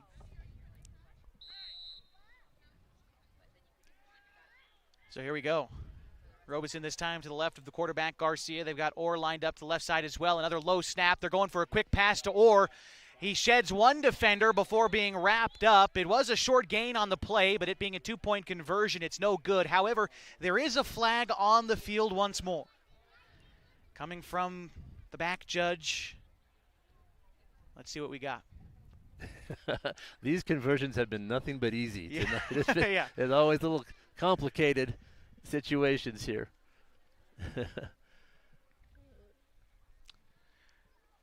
Well, as we sort things out, want to make it clear, if I didn't already, it was Robeson's third touchdown of the night from a combined 17 yards on 3 touchdowns. This penalty, by the way, a face masking call against Butte Valley. So Honkers should get a second crack at a 2-point conversion and a little bit closer as well. They'll move it back toward the goal. All kinds of action on this conversion. You know, Tulelake, I really like their composure they showed. They got down early. They could have melted down a little bit, get worried. That didn't happen. They just kept with their game plan. They cleaned up the penalties, ran the ball very well, and they've rolled off 32 straight points. Looking for more here. Robinson takes the handoff to the right side. He is all alone as he trots into the end zone for a successful 2-point conversion for Tulelake. Score now 34-13. Yeah, you're right. They have really stepped up their game and are on the verge of running away with it. They got their first points with about 11 minutes to go in the second quarter, which we're still at right now. All these points have come here in the second quarter. Yeah, the first quarter belonged to Butte Valley. They came out and played very well, but Tulelake has really flipped it around, and they're just playing with a lot of confidence. And Robeson's just running the ball. He's totally confident when he gets the ball. He looks, he finds the gap, and he makes his way down the field. So Tulelake's in control of this one. I think we missed another penalty. It looks like we're going for another extra point. Score back to 32-13. I thought that was in there. I thought it was too. But you can never be too sure. No, that's my fault. Should have turned my head. It's all right. Yeah, we'll try it again. All right, here we go. It'll be from, again, about the 15-yard line. Alcala in the backfield with Garcia. Garcia on the keeper, uses Alcala as a lead blocker, but won't be able to make it in. And now the 2-point conversion wiped away. Do we see any flags? Are there any out there? We've done this a while. I don't think we've seen a 4-play conversion. Have we seen that? I don't know. I think that's the first. I hope it's the last. That's wild. The score 32-13 here in the second quarter, 4:23 to go. Tulelake leads Butte Valley as we continue your coverage of the Geno's Cafe Game of the Week. Want to remind you tonight's broadcast brought to you with support from God's Gifts Photography. If you're a parent of a high school athlete tired of trying to take good photos and keep up with the action, there is a solution, and that's God's Gifts Photography. They attend high school sporting events in the Basin to take individual and team action photos at a great price. You can search them up on Facebook at God's Gifts 2. You can also look them up online. It's the same handle, God's Gifts 2. Search them up. Annalisa does a great job with the photos. In fact, a lot of the pictures that you'll see throughout the season on mybasin.com are taken by Annalisa Casson and God's Gifts Photography. Big thanks to her for letting us use some of her great work on our publication. She's everywhere. Well. Yeah, she is. Every time I'm somewhere, she's there. That's good. That is good. Yeah. She does a good job. All right, so 32-13 the score. Again, 4:23 to go in the first half. Tulelake kicking off to Butte Valley. The kick is up. It's fielded by Ramirez back behind the 20. Brings it up past the 25. Has some room now on the far side of the field. He stays on his feet, finally wrapped up and brought down just past the 25. Might have gotten up to the 30. We'll see exactly where they spot it with forward progress. But a great open field tackle from the Honkers, stopping probably a score there from Ramirez. Yeah, Garcia and Orr with a good tackle. And Butte Valley now with another chance to get the ball rolling. Try to score some points here in this second quarter. Last Butte Valley drives have been 3 plays, 3 plays, and 3 plays. All here in this second quarter. They've got 70 yards of field in front of them to try and break this streak of 32 unanswered points on the side of Tulelake. And trying to see who we've got at the quarterback position for the Bulldogs. It looks like it's still Tyler Winkle out there with Ramirez to his right and to his left. That looks like it's Kong Meng Chu. Wrapped up and brought down in the backfield is Winkle again. Has nowhere to go on his rollout, and he is brought down for a loss of about 9 yards on that sack. The Honkers doing a fantastic job in this second quarter of getting into the backfield. Yeah, Zaragoza with a big sack, another big tackle for loss. And they're just playing a lot better on the ends. They're not letting anything get outside of that containment. It's causing a lot of problems for the Bulldogs.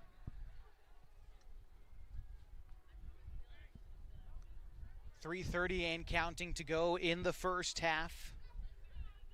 Tulelake leading by 19. Bulldogs trying to get something going here. Again, Winkle lined up. He's got two backs in front of him that he uses as blockers. Looking over the middle again, but this one was read perfectly by the Honkers. Another interception, this time taking in by Alvarez, and he takes it all the way home for a Tulelake touchdown and a pick six. Caught in about the 25, takes it all the way back. It's now 38-13 in favor of Tulelake. Butte Valley tried to go with that little pass across the middle again. The ball was underthrown, and there was nobody stopping him from scoring. On the return, another touchdown for the Honkers. Huge second quarter for Tulelake. Well, Alvarez, I read that play like it was a book. Yeah. I mean, you throw the ball over the middle so many times, you can only get away with it so many times before someone makes a jump. Alvarez timed it up nice, jumped the route. You're exactly right. If he doesn't intercept that ball and he misses it, that's probably a touchdown for Butte Valley. Yes. But made the gamble, made the catch, and took it to the house for a touchdown, 38-13. They're just showing a lot of confidence on both sides of the ball now. They're making a lot of huge plays. Looks like we got, is there a player down? Are we just talking about something back there? Trying to see the officials. We're talking about something down near the goal line, but I didn't see a flag. I see both coaches out for Butte Valley. Their head coach, Dean Perez, along with his top assistant up off the sideline. They were talking to officials. We've got some new players coming out. We've still got the extra point to go for Tulelake here after their most recent score. They've gone for two every single time. They've been successful once. Looks like they're getting the personnel back on the field, and we'll try this conversion.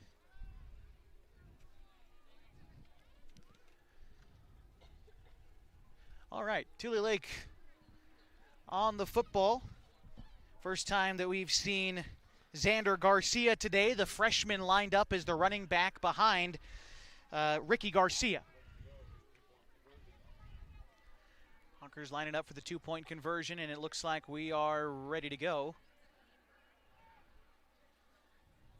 Garcia calls for the snap. It's a low snap. He's going to try to loop it to his receiver, who is wide open in the end zone. Alex Garcia left completely unguarded.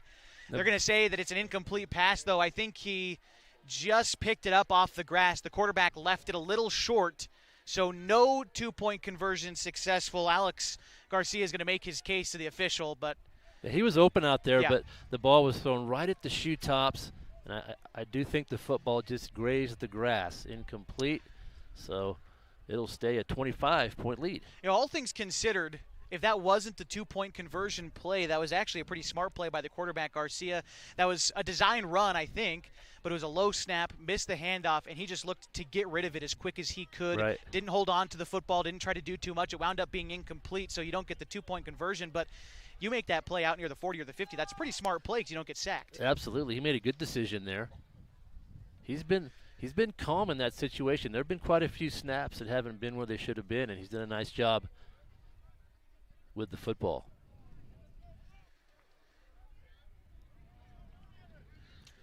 So again, 38-13, all the points for the Honkers coming here in the second quarter. They have taken control, and they're looking to maintain it heading into the locker rooms. Again, remember, Tulelake will also get the ball back to start the second half as well. Here's the kickoff. Ramirez is going to let that one travel. Looks like it might have been out of bounds as it hit the pylon. They're going to get a touchback out of that. It just went into the end zone, just barely. So 1st and 10 Bulldogs. Another chance. They haven't had a drive going longer than 5 plays since their very first drive of the ball game, which lasted 7 plays. Even on their scoring drive, it was a 3-play drive lasting a minute and a half. So they haven't had a ton of time with the football yet this game. Can see if they want to try to maybe bleed this clock a little bit on their way to a score. We're seeing Hunter Stevenson come back in. I think that's going to help them a lot. I think so too. Yeah, so I'm glad he's able to get back in there. You also get Winkle. He's on the sideline right now, but back to his native position as a receiver. I think they'll feel confident with that too. So we'll see how that works out. Stevenson takes the snap, looks for a quick pass. It is incomplete with the intended target, Ezekiel Winkle. A little drag route going to the far side, but off his hands, and it'll be 2nd and 10. Another short pass route. He was open there, and the pass was on the mark. Just couldn't quite execute. That'll bring up 2nd down and 10. So there's Winkle coming back into the game, presumably for his younger brother. But back into the game now. Line up as a receiver. Stevenson behind him, flanked by 2 backs. Here's the snap. It is a handoff to Ramirez, a misdirection. He moves upfield, loses the football, and the Honkers fall on it. A fumble recovery in the red zone, and Tulelake comes away with possession again. Here with 3 minutes to go in the first half. Unfortunate there for Butte Valley. That's the first time we've seen that trap. Kind of a nifty misdirection play. Made a good cut into some open field, but just lost the football. And Tulelake again will be looking to score. Just over 3 minutes now left to play here in the first half. 1st and 10 Honkers from inside the 20. Call it about the 18-yard line. Garcia is going to be lined up under center. Robeson right behind him. It's a toss coming to the near side. Robeson takes it, has all kinds of blockers, has all kinds of room, and all kinds of touchdowns tonight as he punches it in for another. That is his 4th score this quarter, and it makes it now 44-13. Good play call. We've seen him carry the ball inside most of the night. That time, it was a pitch to the outside. They had numbers out there, and with his speed, he can find the end zone, and he did again. So good play call, mixing it up just a little bit. And Tulelake is on the board with their 44th point. So we'll see. Looks like they might be going for 2 again. This time lined up as the back is Julian Garcia, another freshman. He will take the handoff, but he is wrapped up and dragged down in the backfield. Another unsuccessful 2-point conversion attempt for the Honkers, but who needs 2 points when you can get 6? That's what the Honkers have done, and they lead 44-13 with 3 minutes to go in the first half. This game has completely shifted on its head. It was 13-0 to start. Butte Valley led. Thought, we'll have a game on our hands. Butte Valley looks new and improved, but the Honkers, they've settled into who we knew that they were coming into this one, I think. Yeah, you're right. And it's something to be said. Butte Valley played a good first quarter. I mean, sometimes it's hard to come out. They had a tough loss with Hayfork last week. They came in good game plan, good first quarter. Yeah. Tulelake just kind of got things together, and I think that their talent blocking is just a little bit better, and they've had a lot of room for those running backs tonight. Well, and it's come down to those turnovers too. Yeah. Right. We've had 3 interceptions, and now most recently that fumble recovery. They've all been deep into their own territory as well. None of those turnovers have come while Butte Valley was really driving deep. So Tulelake has been gifted with some really nice field possession.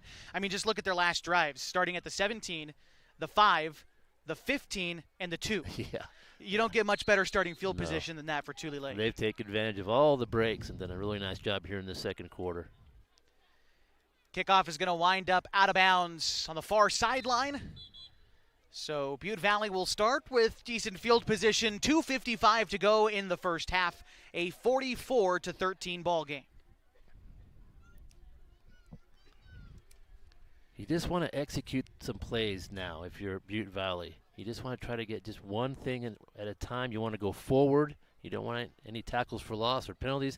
Just try to work on getting the ball down the field, whether that's little short pass routes or getting the ball outside for some sweeps or whatever plays they have in their playbook. But they need to just get a little forward ball movement here. They've had a tough quarter. At the same time, though, you can't try to do too much at a time. You right. can't, I mean, you're not going to get this whole lead back on one or two plays. Yep. Got to find some kind of consistency. You just want to execute the play in front of you and then go from there. First and 10 from the 35. Butte Valley in their own territory here. Stevenson takes a snap. He's going to try to move up the center of the field himself, but gets wrapped up from behind. Another sack and a loss of about 3 or 4 yards on that play. It'll be second down and long for the Bulldogs. Rafael Hernandez will get the sack on that one. And they have just given him no space. That quarterback has just had no chance. They've got 2 extra guys back there blocking for him too, but just not a lot of luck. Here's a handoff and another fumble and another recovery. This time it was a handoff intended for Christopher Jackson. He didn't shore it up. Tulelake fell on it, and more great field position here in the second quarter. They'll take it over at the 28-yard line.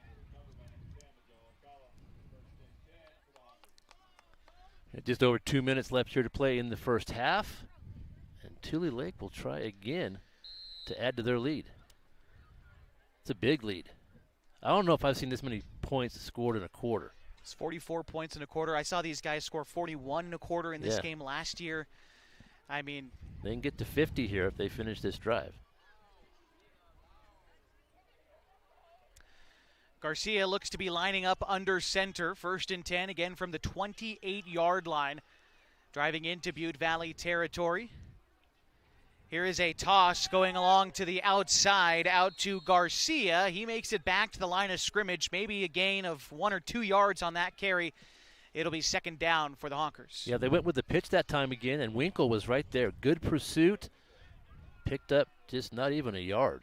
Good defense. Couple substitutions coming in for Tulelake. Tulelake looks like Alcala is back out there. Robeson is back out there. Second and 9 for the Honkers. This time Garcia back again in the pistol. Robeson flanks him to the right. He's got Alcala to his left, lined up as a tight end or a blocker. This is a handoff to Robeson going along the left side. Finds some room up the middle and wrapped up by a couple of Bulldogs past the line to gain. Call it a gain of about 10 on the carry. First down, Honkers. Another first down carry. He's really piled up some yards. Of course, he scored 4 times.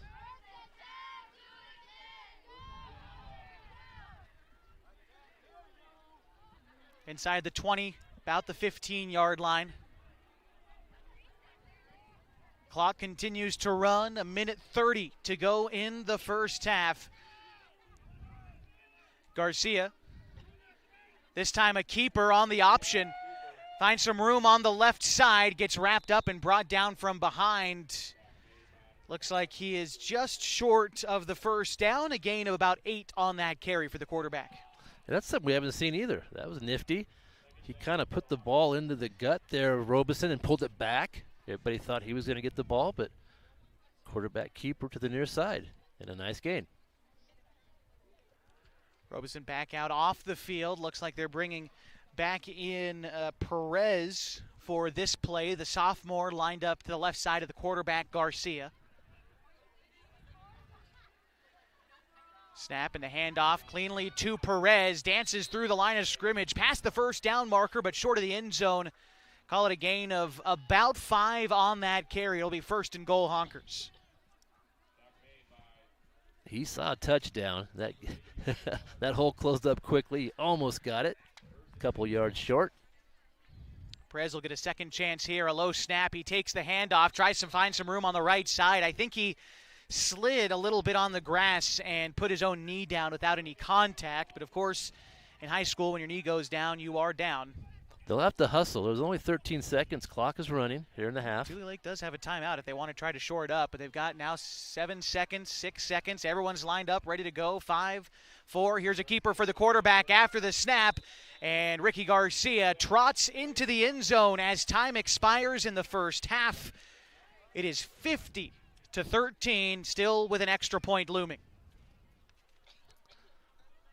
Well, they got to 50 in this quarter. Just an amazing display of running the football. It took advantage of a lot of turnovers, Josh, like you mentioned. It's all Tulelake here at the Fair Bowl.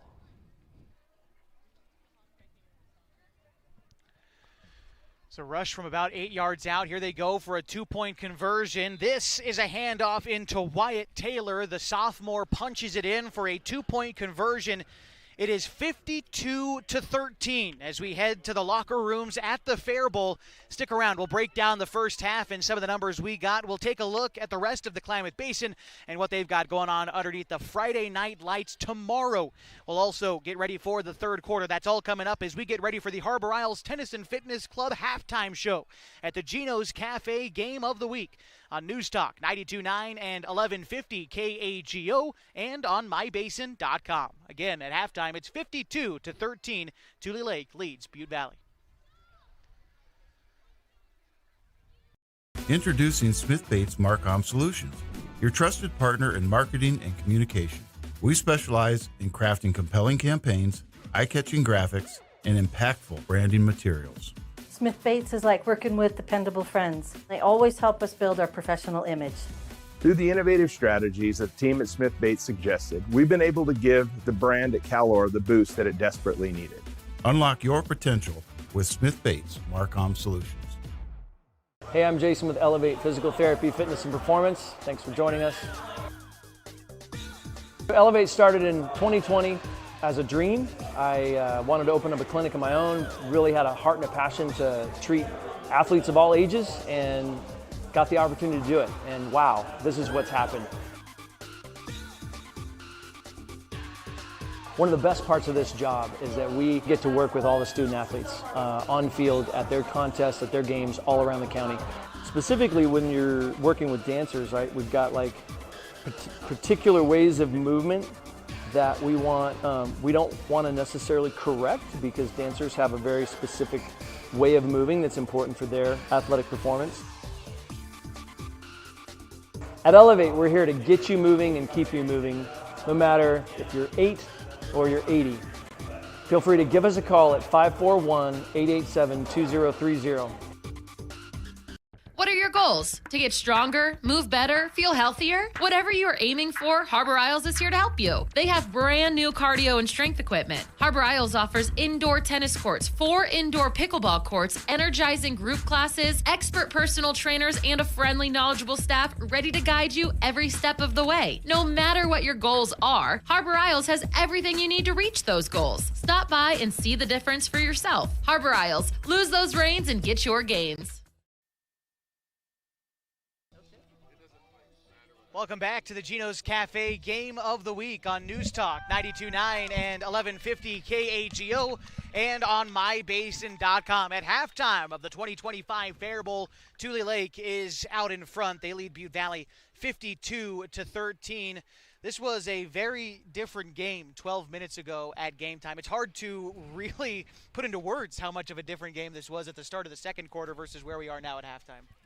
Yeah, we've seen things we haven't seen before. We talked about the crazy conversions we've seen tonight. That's been wild, but 52 points in a quarter. I can't say I've been anywhere where I've seen that happen in person. So, yeah, you're right. Just a total flip. Tulelake just put it together. They had a lot of mistakes early, and even a turnover didn't help their cause, but they really figured it out, and just a wild second quarter and a huge lead for them. Yeah, aside from just the 52 points, some other things that were different from the first quarter to the second quarter. 4 total possessions between the two teams in the first quarter. Most drives lasting above 5 plays. In the second quarter, we had 13 combined drives, and only 1 lasted 5 plays, and it was the very last one. Everything else was 3, 4, 1. We had a couple one-drive plays as well, some turnovers for both teams, some quick scores for Tulelake. Every part of this game was different in the second quarter. Short fields and quick scores. That was the second half there for Tulelake. So, yeah, they seem to be in control. I don't. As long as they play mistake-free football and don't turn it over, they should have a good second half and should be able to win this. Yeah. Yeah, so looking at the drive summary so far, Butte Valley struck first in this game with a 3-play drive and a 4-yard touchdown run from their quarterback, Hunter Stevenson, made the score 6-0 at the time. They added a touchdown and a field goal on a pick 6. They were up 13-0 with 2:30 to go in the first quarter.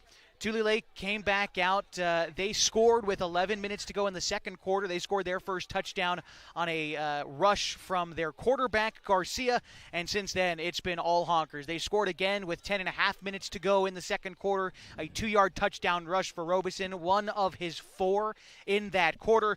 They got the ball back after a turnover, or after a punt rather. Zeke Perez punched it in from 9 yards out, making it 18-13. Robeson again from 10 yards out. This was with about 5:50 to go in the second quarter, making it 26-13. Robeson again from 5 yards out, only a couple of minutes later with 4.5 to go in the quarter. Then an interception and a return for Alvarez made it 38-13. We had one more rushing touchdown from Robeson and one more rushing touchdown from Ricky Garcia, putting us where we're at right now, a score of 52-13. As far as first downs go, Tulelake had 11 in the first half. Butte Valley had 3. Tulelake was 1 for 3 on third down conversions, 0 for 1 in fourth down conversions. Butte Valley was 0 for 4 combined on third and fourth down. And again, they only had 3 first downs in that first half. You look at a game like this and you say, well, maybe you try to come out and just win the second half for Butte Valley. Sure. Yeah, even just win the drive. I mean, Yeah. just put together a drive. That's how you have to do things when you're in a situation like this. If you're Butte Valley, you just have to start doing things right again. Yeah. And they started out that way. It can be done. They just have to get things, try to keep the ball, don't turn the ball over, and just try to get those drives, one first down after the other, and get to the end zone. We saw this a little bit last year. You know, it was a 41-0 game after the first quarter. Butte Valley was down big, but they did win the second half. They shut out Tulelake in the second half of the game last season. I think they've got some things that they want to work on. You know, nothing is impossible, but a win, maybe not exactly the goal in the second half. Just like you said, Kev, just try to get the ship back on track. Right. You want your team to play well because I mean they played Hayfork and they played Tulelake, 2 toughies. So if you can play well at the second half of this game, that leads into next week, and you have some more comparable opponents, and I think it'll make for a good season. So yeah, there's lots to play for, and you want your team to keep playing till the end. So yes, Butte Valley come out and then get a lot done. All right, we're going to take a quick break here on the Harbor Isles Tennis and Fitness halftime show. Want to remind you to come on out and join Harbor Isles Tennis and Fitness Club. They exist to provide a clean, multi-use facility for advancement of health, wellness, and longevity to its members and our community. They offer top-of-the-line equipment, full-service personal training, and an array of group exercise classes. Check them out, Harbor Isles Tennis and Fitness Club. When we come back, continue the halftime show. We're going to take a look around the Klamath Basin, what's coming up tomorrow night under the Friday Night Lights, discuss the rest of the schedule, and get ready for the third quarter. That's all coming up as we continue your coverage from Tulelake, California, the Geno's Cafe Game of the Week on News Talk 92.9 and 1150 KAGO and on mybasin.com.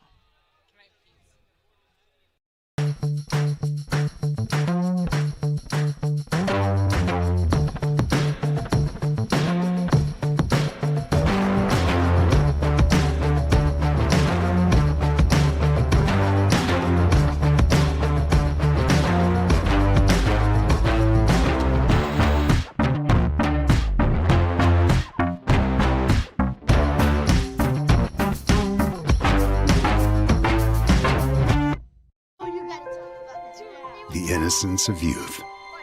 Is there anything any better? But soon they'll be in high school and facing all the same challenges you faced. How to make friends, how to fit in, how to be cool.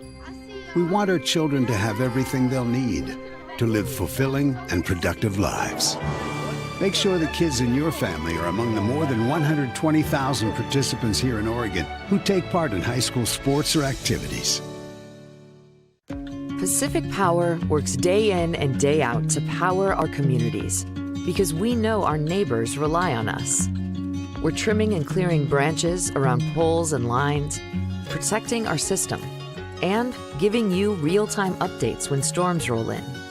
You can count on us in all seasons. 24/7, we're here for you. Powering your greatness. The cars we drive play an important part of our everyday. Whether we're going to work, dropping off the kids at school, or maybe even on that first date. Vehicles we drive play an important role in all of that. And that's why at Klamath Falls Subaru, we are so passionate about getting you the long-lasting vehicle that you will love. When you come to our store, you'll find that every department is dedicated to caring for our customers, which is why I can proudly send anyone here knowing that they will be treated like family. Stop by and say hi. When you come to Clown Falls Subaru, you're coming home.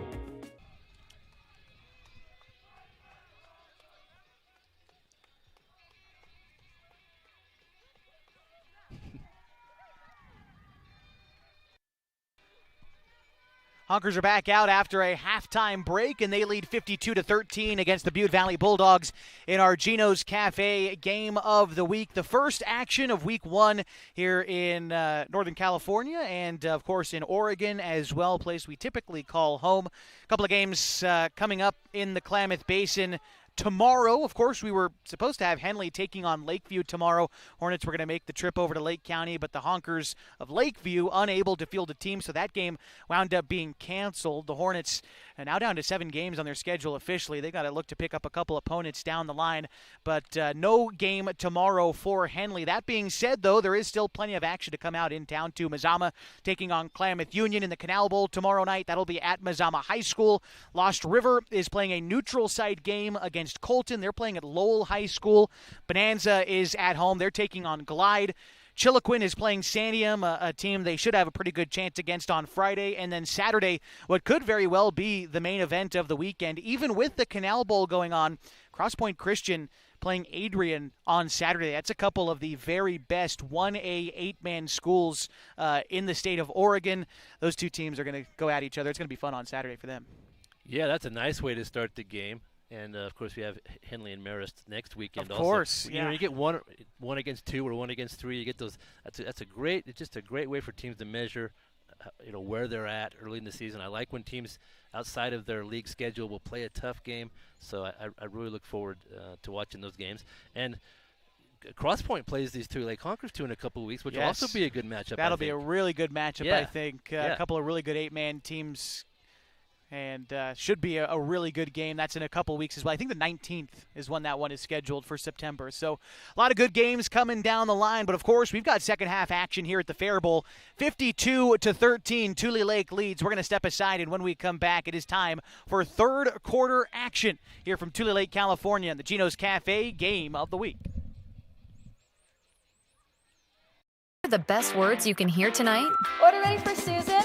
And if you hear those words at Abby's, you know it's going to be a legendary meal. Your pizza is loaded with toppings to the edge, premium ingredients, and real cheese. Yeah, baby. Gather with friends, play some video games, and watch the big game on TV. That's made Abby's a legendary pizza tradition for generations. And when you're ready to hear those magic words, Tom, your order's ready. you know where to go. You're always welcome at Abby's.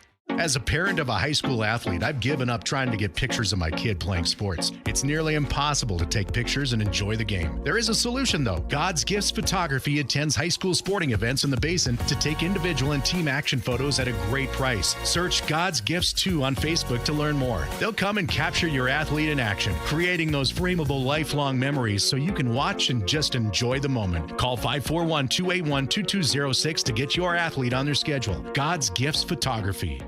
What are your goals? To get stronger, move better, feel healthier? Whatever you are aiming for, Harbor Isles is here to help you. They have brand new cardio and strength equipment. Harbor Isles offers indoor tennis courts, 4 indoor pickleball courts, energizing group classes, expert personal trainers, and a friendly, knowledgeable staff ready to guide you every step of the way. No matter what your goals are, Harbor Isles has everything you need to reach those goals. Stop by and see the difference for yourself. Harbor Isles, lose those reins and get your gains. It's time to reclaim your health and your autonomy. At Heartfelt OBGYN, they focus on you. Their evidence-based approach to care means fewer office visits and a targeted treatment plan to directly address your specific needs. They believe in solutions for their patients, not the industry's profit margin. The providers at Heartfelt OBGYN are committed to serving the community and giving back to the Basin. Find them at heartfeltobgyn.com. Heartfelt, because you deserve to be in control of your body and your informed choices.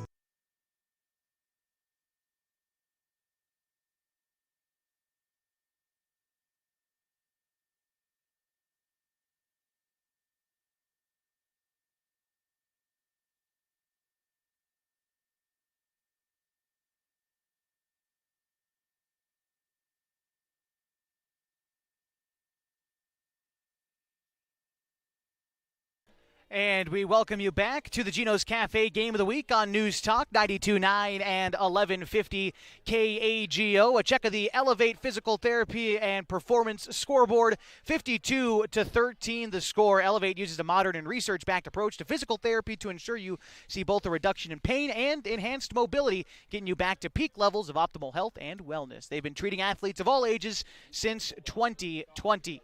My name is Josh Eldridge, joined now by Walter Hartley, a 52-13 ball game. Tulelake back to receive, and Walter here with the play-by-play. Okay, so what we saw in the first half that I saw so far while they're getting ready, I saw Max Robeson. He was very good. Yes. We saw him be very patient and wait for the blocks to set up his path.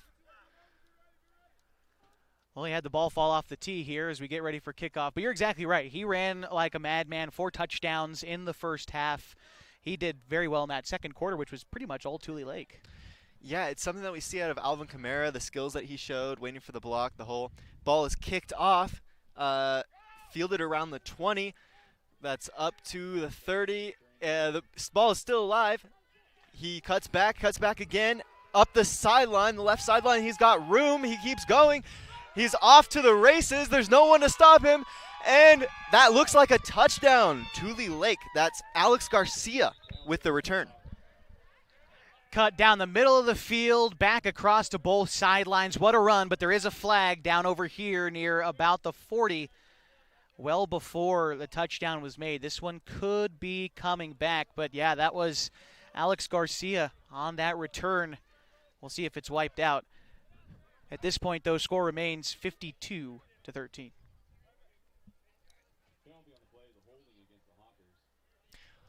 Looks like holding against the Honkers, so that'll be brought back. See where they wind up spotting it.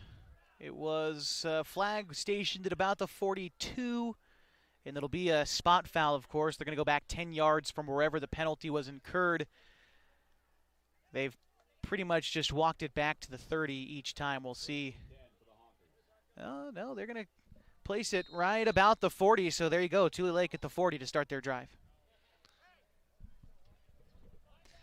Well, that's pretty good field position, especially for Tule this game. They've been able to make things go.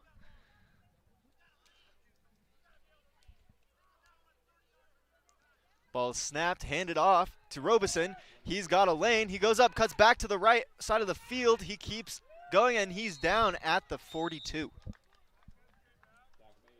Great gain again by Robeson. You said it perfectly earlier, Walter. He's just patient behind those blockers. He could probably run up past him because he's so darn fast, but he just stays behind him and stays patient, picking up a first down. Yeah, and that's such mature ball handling that we see from Robeson, especially being a sophomore. Just had his breakout freshman year last year. Yeah. It's kind of incredible to see. He's still got 2 more years ahead of him. Ball snapped, handed off again to Robeson to the left side. He'll cut up to the sideline. He's still going, and he's brought down around the 28-yard line. It's about a gain of 7, would you say? It looks like he might have gotten the first down. I think it's sometimes hard to tell with the yard markers without them being hashed, but I think that was more of a gain of 12, so just losing track of the hashes, that's all right. But again, that was Tyler Winkle in on the tackle there for Butte Valley. He's been about the only guy who could keep up with Robeson out there on the field and making another good tackle, saving a touchdown to be sure on that last play. But again, 1st and 10, Tule.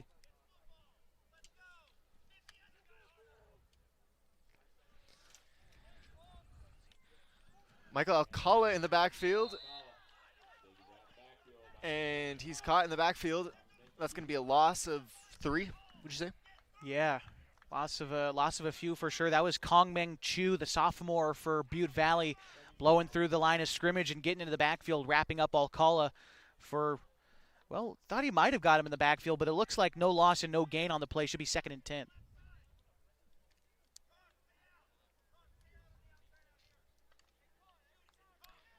Good play for Butte Valley. That's what you want to see coming out the second half, especially after that tough first half. Yeah. Just trying to create good habits, get good practice against a great team, hopefully to improve. Ball is handed off, No, he'll keep it. He goes up the left side of the sideline, and he's brought down at around the 15. Garcia brought down kind of ugly there. Looks like he was brought down from behind, kind of got folded up on himself. Want to make sure he's okay. We're going to have an official timeout here. We're going to take a 30-second timeout, make sure Garcia is okay. Well, actually, he's on the sideline. They may not stop the game for this one. Yeah, Garcia was brought down out of bounds. They're actually going to keep him down over there. Looks like the game will probably continue without him at the quarterback spot for a couple of plays. But Tulelake standing around waiting for it. Let's see. If you're going to lose your quarterback, it's better to lose your quarterback up 52-13 than any other time. Certainly the case for sure. Never want to lose a guy though like Ricky Garcia. He's done real well tonight. He's scored a couple touchdowns on the ground. Garcia, a sophomore, had only a couple of snaps last season as a freshman, but has played well here tonight. He's still on the ground struggling with this, although it does give us a quick opportunity to recognize our sponsor tonight, Gino's Cafe, the sponsor of this evening's game of the week. They're open every morning at 6:30, serving up their famous breakfast burritos. Those are served all day long, along with other menu items like burgers, monthly specials, and Italian favorites. You can order online right now at iloveginos.com, or you can place your order on DoorDash. Teams huddling up on either sideline. Garcia's got his helmet popped off now. Really injured. Yeah, we'll see exactly if Tulelake looks like they might be getting a new quarterback in. They've got a couple of guys listed on the roster who could slot in there. Jason Orr could be a possibility as a junior, guy who plays wide receiver. But it looks like Tulelake going to have to find someone new to take snaps under center with 9:57 to go in the third quarter. So explain to me how that mercy rule works. So I was explaining California, it is a 40-point differential after 3 quarters, puts you in a running clock in the fourth quarter, or if both coaches decide to put on a running clock before then they can do so before then. Right now, obviously, a 39-point differential. So Tulelake trying to get over that hump and potentially end things early, but they've got to convert here on this drive. It looks like Robeson in quarterback. He'll take the snap. It's low. He tries to get somewhere. He's not, and he gets tackled in the backfield. It's kind of a wildcat formation there for Tulelake, snapping it directly to your skilled player who's then going to run with the football. But, yeah, Robeson wrapped up for a big loss on that play, second down. And when we talk about how great Robeson is, we also have to mention the line. Certainly so. When you talk about good running backs, great running backs, what really helps, what creates their success starts with the line. Opening up that hole, getting them going. David Garcia up there. Robeson takes the snap, up the middle, cuts out to the sideline. He's got one man to beat, and he does, and he's in. Touchdown Tulelake. That extends the lead to 58-13 with 9:13 left in the quarter. Just dancing around back there, shedding off defenders. And again, that patience showing for him. Such a good player for his age. That's his 5th touchdown tonight. Incredible. Wow. And they'll go for the 2-point conversion. I haven't seen him kick a field goal yet. They're not a team who kicks a ton of field goals despite having a plethora of guys to choose from. Robeson keeps the ball alive. He goes up the middle. He breaks about 4 tackles, and he's in for the 2-point conversion. That makes it 60-13, and like we were talking about, they're over that 40-point hump. So they will be able to move to a running clock in the fourth quarter if they keep this lead. In the meantime, though, we're going to step aside 60-13 here in the third quarter. 9:13 to go in the Gino's Cafe game of the week. We'll be back, and Butte Valley a chance to respond on the other side on 92.9 and 1150 KAGO and on mybasin.com. Introducing Smith Bates Marcom Solutions, your trusted partner in marketing and communication. We specialize in crafting compelling campaigns, eye-catching graphics, and impactful branding materials. Smith Bates is like working with dependable friends. They always help us build our professional image. Through the innovative strategies that the team at Smith Bates suggested, we've been able to give the brand at Calor the boost that it desperately needed. Unlock your potential with Smith Bates, Marcom Solutions. Number 10, Miguel.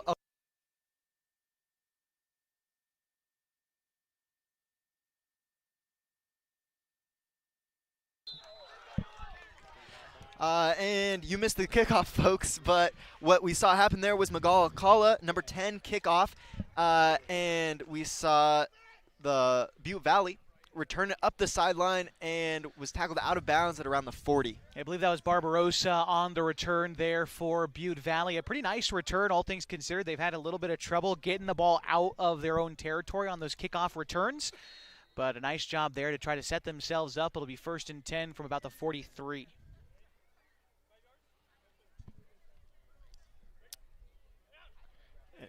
And it looks like Alvarez is in at quarterback. It's a little bit hard to see. Oh, excuse me. Should be Hunter Stevenson out there.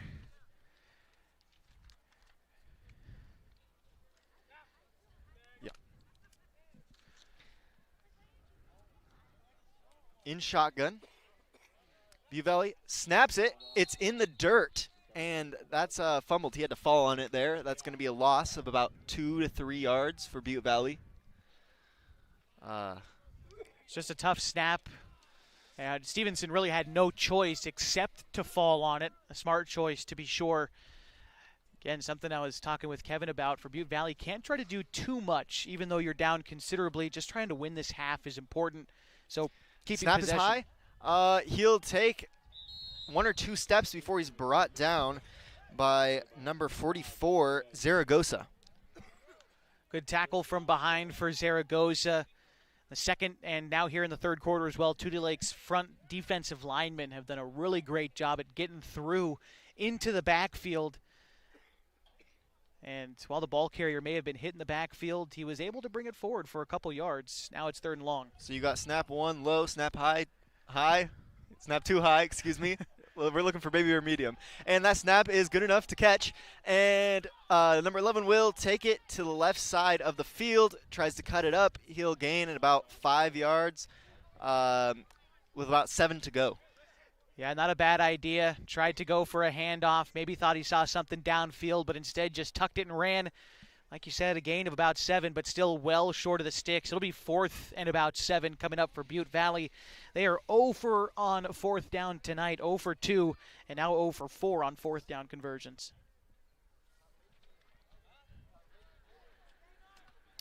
4th and 7.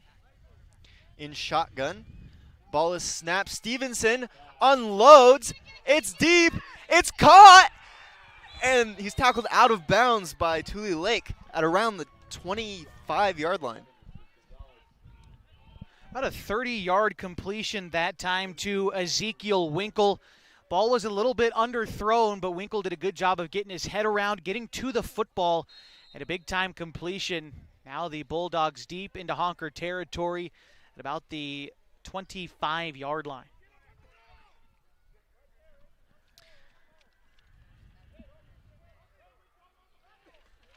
Great play there from Butte Valley. We saw it was underthrown, but if you're going to underthrow, that was a great spot to hit. We saw that the Tulelake defender was off of him about 5 yards, and so he's able to cut back, make that pass. Great play. Stevenson looking to throw with pressure. He throws, his arm gets tipped, and it's an interception by Tulelake. It's cut up back to the right side. Up the sideline, he's got Stevenson to miss, and he cuts back to the left. 1 man to go. He's running, and he's tripped up at around the 20. Big time return, second interception for Giovanni Alvarez, but there are 2 flags, 3 flags, 4 flags on the field. This one is almost certainly not going to be played from the 20. It's going somewhere. That's a lot of laundry on the field. Did you see what happened? I thought maybe I saw a block in the back for this furthest one up by the 50, but you got 1 at the 40 and then 2 from either side judge at about the 30. So, I mean, there's just about every referee tossed their flag out onto the field for that play. At different spots, too. Yeah, so we'll try to find out what exactly happened when it was all said and done. Have you seen many offsetting penalties in 8-man football? Oh, plenty, but it looks like this might just be one holding call against Tulelake. So despite a great return after the interception, they will keep the football, but they will start way back on their own 23-yard line after the interception for Giovanni Alvarez. That's his second interception of the game. Kind of sad if you're Alvarez, but still a great interception, and Tulelake with the possession. Great starting, well, not as good of a starting spot as it would have been, but they still have the ball, so all's well. Robeson was working on taking some direct snaps here on the sideline with Garcia having gone out earlier. We'll see what they decide to do here on the Tulelake side of things.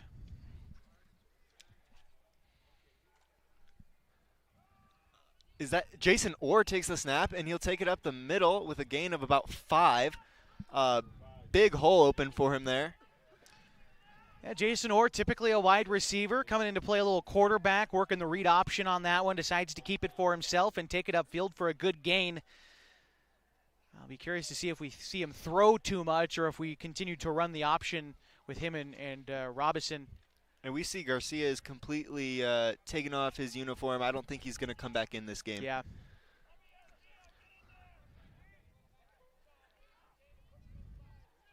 Or takes the snap. Snap is low in the dirt, and he has to fall on it. So that's going to be a loss of about 3. 3rd and 7. Tulelake hasn't had great success on third down so far tonight. They're 1 for 3 in such attempts, but I think it speaks volumes that you've only had to try for third down 3 times throughout this game. They've done a great job of moving the sticks. Overall, they've got 13 first downs.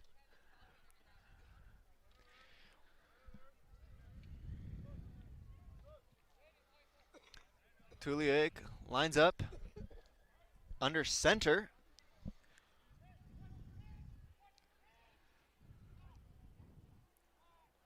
Or takes the snap, hands off to Robinson. He spins out of a tackle, breaks another one, and he's down at around the first down marker, but there is a flag on the play. We had 2 flags thrown in the backfield at pretty much the same time, presumably for the same penalty. This one could be coming back, another holding call against Tulelake. So it'll be 3rd and about 12 on another try here for the Honkers. I'm curious to see if Thule will go for any passes now that Garcia is out. I think for them, they want to keep the clock moving, right? So they're going to keep the ball on the ground. They don't have their starting QB in to feel confident throwing the football. They don't want to give it away for sure. So even on, you're facing 3rd and 12 here, I would anticipate Tulelake probably still keeping the ball on the ground, maybe even going for a 4th down conversion if they get a lot of this yardage back, just to maintain possession of football. Try to bleed this game out a little bit. Again, 4.5 remaining in a game that is 60-13. Honkers well in control. That sounds like a lot of players' dreams, playing wide receiver. Coach puts you in as quarterback, says, hey, go give me a pass.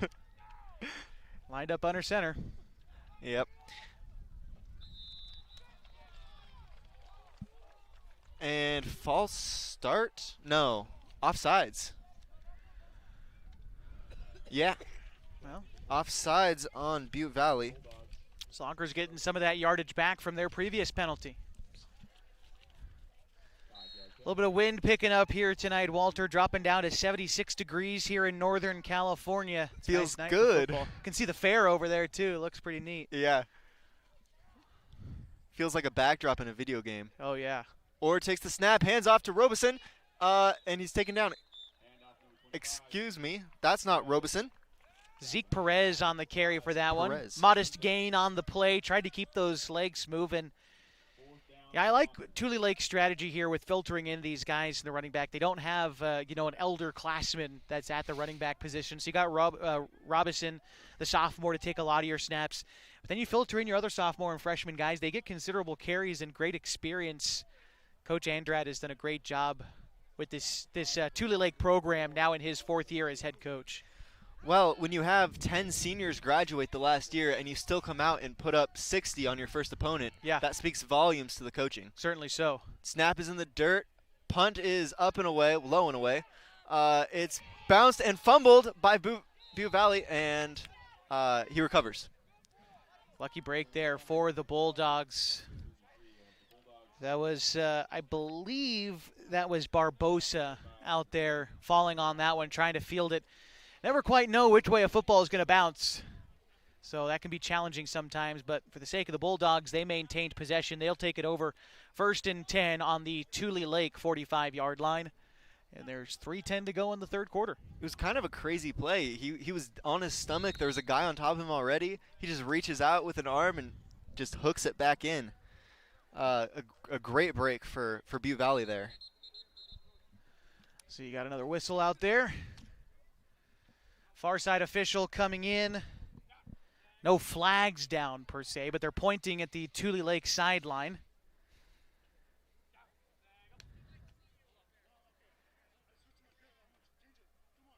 Okay, they're just, I think Butte Valley is looking to talk to an administrator, it seems, so they're just trying to get someone out there.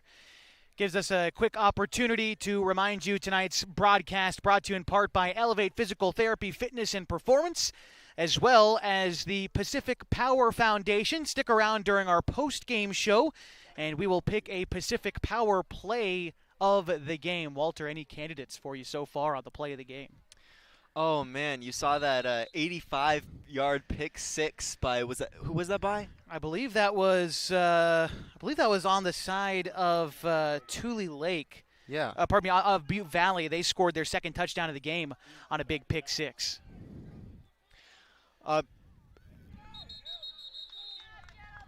Excuse us, we missed that. That was Stevenson. He took the snap. Couldn't find any room, and he's tackled in the backfield for a loss of about 5. Yeah, tried to run to the right side, tried to cut back left, but then was met face up by Zaragoza and Giovanni Perez in on the tackle as well. Perez going to come off the field after that play was made, and for Tulelake, out steps David Garcia. Well, that was something that we saw he had all first quarter. He's been looking for it ever since the rest of the game, but we saw that excellent kind of correction by Coach Andrad there. Talking about Stevenson looking for that deep run. Yeah, he did find that early. Stevenson in shotgun, takes the snap. He throws over the top, and that's caught by number 5, Winkle, for a gain of about 3. They've gone to Winkle a few times now. They threw to him over the middle. They've thrown to him on the sidelines. He's clearly their number one option out there in the receiver position. It's that same route that he's been running all game. It's up 6 yards and then cut in. Yeah. And it's been there for them. When they're able to find it, it's been a successful route. And this time again, Winkle lines up on the right side. Here we go. We got Butte Valley in shotgun. Stevenson takes the snap. He's rolling out to his left. He'll throw back across his body. It's intercepted by number 4, Garcia, and he'll cut back to the left side, trying to take it up the sideline. There's no room left to go, and he'll take a hit, and he's out at around the 38. Another interception for Tulelake. By my count, that's their 5th pick of the night. And for Alvarez, that's his 3rd. Well, Tulelake is definitely a double-edged sword. They're good at everything. They've got good offense. They've got a great defense. It's just hard to do anything against them. You got guys in the right spot. You saw a couple interceptions ago. He jumped the route, got a great pick 6 off of it. This one, there was a lot of pressure on Stevenson, and it's hard when you're in that position. You got nowhere else to go. You got to just unload it, see what happens. Just overthrew his man a little bit, and Garcia was in the right place at the right time. Now the Honkers get the ball back, 1st and 10 from the 39, driving into Butte Valley territory. Tulelake takes the snap, handed off to number 23. That's Robinson. He's up. He's through 4 guys. He's still up. He'll take it to the house, breaking 5 tackles. What a play. That was incredible. Was tripped up. You thought the Bulldogs were biting at his ankles about 4 different times. But he stayed on his feet, man, took it all the way in, and another touchdown. It's 66-13. That was an incredible play. That was Genty-ish. Yeah, he's just stayed on his feet. You compared him now to Alvin Kamara and Ashton Genty. Well, you're building this guy a resume over here, Walter. He has incredible balance, he does. Incredible sight, and he's very patient and mature with the ball. That was a 39-yard touchdown rush, his furthest by far of the evening. Well, it's been long overdue. Yeah, I'll say that. He's had a couple of real good runs tonight. They'll hand off to number 2, Dylan Villasenor. There's a flag on the play. Holding against Tulelake. So they're going to try again. Another one of these conversion plays that, well, I guess at this point it wouldn't be a conversion play without a flag on it. We got number 44, Zaragoza, limping off the field. I hope it's nothing serious. Well, if you're able to get up under your own power, that's always a positive thing. Everyone's going to get a little banged up in a football game, but yeah, you're right, hoping that he's okay. So you still got Villasenor out there. He's lined up with Orr as Tulelake tries to go for 2 again. Yeah, we've got Orr in shotgun this time. He'll take it, hands off to Villasenor to the left side. Same play, wrapped up, and that's no good. Just short, brought down at the 1. But Tulelake, well, they go 39 yards on one play for the touchdown, 66-13. Robeson with yet another score, and Tulelake in front. We're going to take a break here with 32 seconds left to go in the third quarter. This is the Geno's Cafe Game of the Week on News Talk 92.9 and 1150 KAGO. Time to reclaim your health and your autonomy. At Heartfelt OBGYN, they focus on you. Their evidence-based approach to care means fewer office visits and a targeted treatment plan to directly address your specific needs. They believe in solutions for their patients, not the industry's profit margin. The providers at Heartfelt OBGYN are committed to serving the community and giving back to the basin. Find them at heartfeltobgyn.com. Heartfelt, because you deserve to be in control of your body and your informed choices.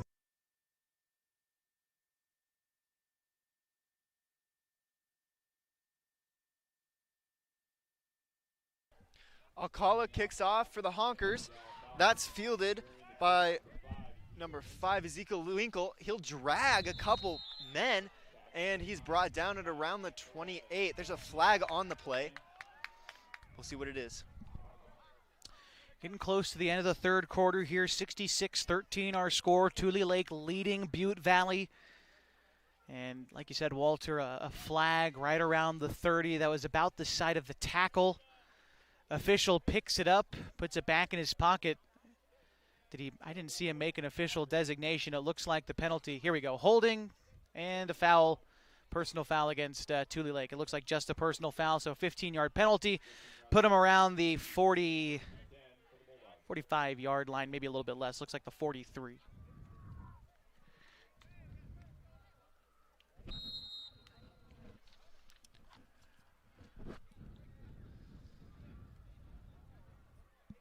Stevenson coming back out from the sideline. Threw an interception his last time out to Alvarez. Yeah, we've seen a lot more passing from Butte Valley these last couple of drives. You know, being down in a game like this, trying to get your quarterback some more reps, game time, passing situations. That'll spell the end of the third quarter here. It is 66-13. When we come back for the fourth quarter, there will be a running clock in this one. Again, 66-13. Tulelake leading the Butte Valley Bulldogs. This is the Geno's Cafe Game of the Week. Stick around. Fourth quarter action is next.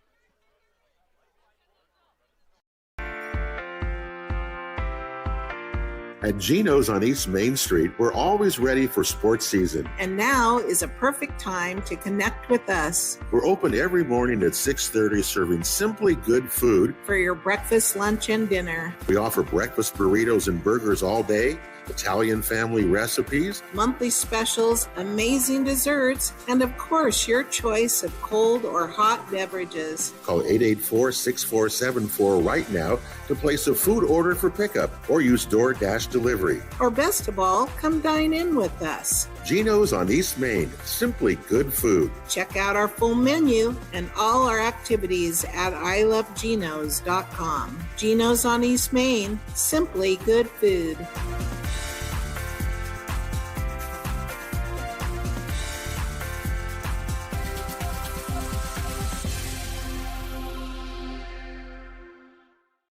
Keep it.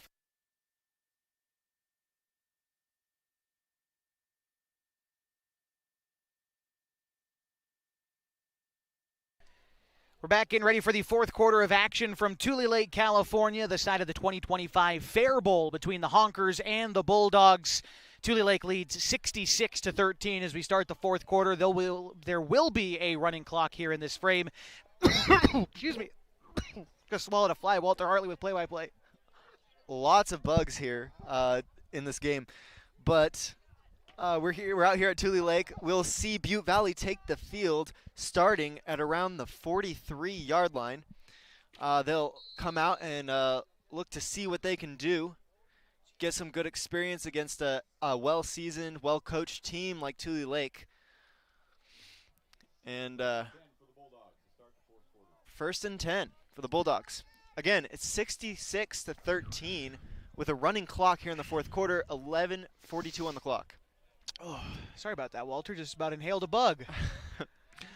Butte Valley in shotgun. Stevenson takes the snap. He'll just go down. They'll find him in the backfield there. There's about 4 guys back there surrounding him. It's a good decision as a quarterback. If there's 4 guys there, nowhere to go, just take a knee. Don't risk the future of the team. And the future of your career on trying to do something down 66-13. Yeah, Giovanni Alvarez was right there in on the play. He's been great up front for Tulelake tonight. Really all their guys up front have been really good. Looking out there right now, he's also joined by Giovanni Alvarez as well as Rafael Hernandez there on the far end. Stevenson takes the snap. He'll hand off. Number 31, Christopher Johnson, is tripped up at around the 33-yard line. There you go again. Hernandez in on the tackle on that far side. They tried to run it to his side, but was able to close up that hole. And even if he wasn't in on the tackle per se, he's what caused that play to break down. 3rd and long coming up for Butte Valley. We'll see if they go for a pass here. Threw an interception last drive. Looking for a little bit of redemption here for Stevenson. They line up in shotgun, 2 backs in the field. It is a pass. He looks to pass over the top. He'll find Winkle. Big play downfield, brought down around the 40, and that's a gain of about 20 yards, 25 yards. That was a fantastic catch by Winkle. Had to leave his feet to beat his defender. Brought in a really nice throw from Stevenson as well. Credit where credit is due. That was a good play there by Butte Valley. Yeah, you put it right over the defender's head. He's worried about covering his guy. You got late hands from the receiver, textbook play. He jumps up, grabs the ball. That's what you see out of great players like that. Yeah, that was a great catch by Winkle. 2 men in the backfield. Stevenson back to pass again. He'll throw up 50-50 ball. It's bobbled out of the hands of both Tulelake and Butte Valley, and it is dropped, incomplete. Great coverage there by the guys for Tulelake. Jesus Gonzalez in on the coverage. I think back there as well was Alex Garcia. Both those guys all over the intended target again. And good coverage that time. A risky throw by Stevenson, thrown into what was, like you said, a 50-50 ball. He had 2 of his own guys down there, 2 honkers. Lucky for him, no one came away with it. Well, that's what happens when you trust your guy. Some guys in the NFL say, they're just like, oh, whatever. I know my guy's down there. He's good. Yeah. Stevenson back to pass again. He'll throw to Winkle. Under pressure, it's a great throw. And he's brought down at around the 32, Gain of about 9 yards on that throw and catch. Not bad at all from Winkle again. Under pressure, like you said, by the sideline. And made a good catch. Great composure from Stevenson. He'll just go right over the top. It's what you need. Lead your guy. Man, Josh, I can't stop looking at the fair back there. I know. It's a great weekend to be a fan of the Tulelake Butte Valley Fair. Today, tomorrow, Saturday, Sunday. Come on out, enjoy it. It was part of the reason why we're here at all. Our radio station's closely tied with what goes on over there at the Tulelake Butte Valley Fair, and it does look like a lot of fun over there. Here, I'll give you a look for those of you watching on mybasin.com. We're here at Tulelake High School, and you look just over there behind the west side across the street. There it is, the Tulelake Butte Valley Fair, complete with the zipper, the Ferris wheel, the drop zone, the corn dogs. What's your go-to fair food, Walter? My go-to fair food? Yeah. I'll have to say an elephant ear. Ooh, okay. With the cinnamon sprinkles. Got the powdered sugar action on there? Powdered sugar, yeah. That's exactly it. Although I won't say no to some funnel cake. Now, okay, aside from the shape of it, what is actually the difference between an elephant ear and a funnel cake? The shape of it. Good point. All right. I've got a type, man. All right, here we go. 3rd and short, Butte Valley. Stevenson in shotgun. He'll roll out to his right, looking for a pass, and he'll launch downfield right into the chest of Winkle. What a throw! He was rolling out on the move, throws back across his body right over the defender into the chest of his receiver right in the breadbasket, and he'll just waltz into the end zone for a touchdown.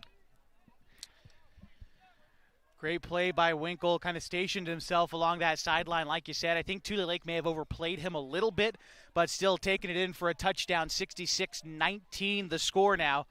We'll see where Butte Valley decides to go on an extra point or 2-point conversion here with 7:40 and counting in the 4th quarter. Now, they've gone for the kick the last couple of times, but that's when it was a close game. Yeah.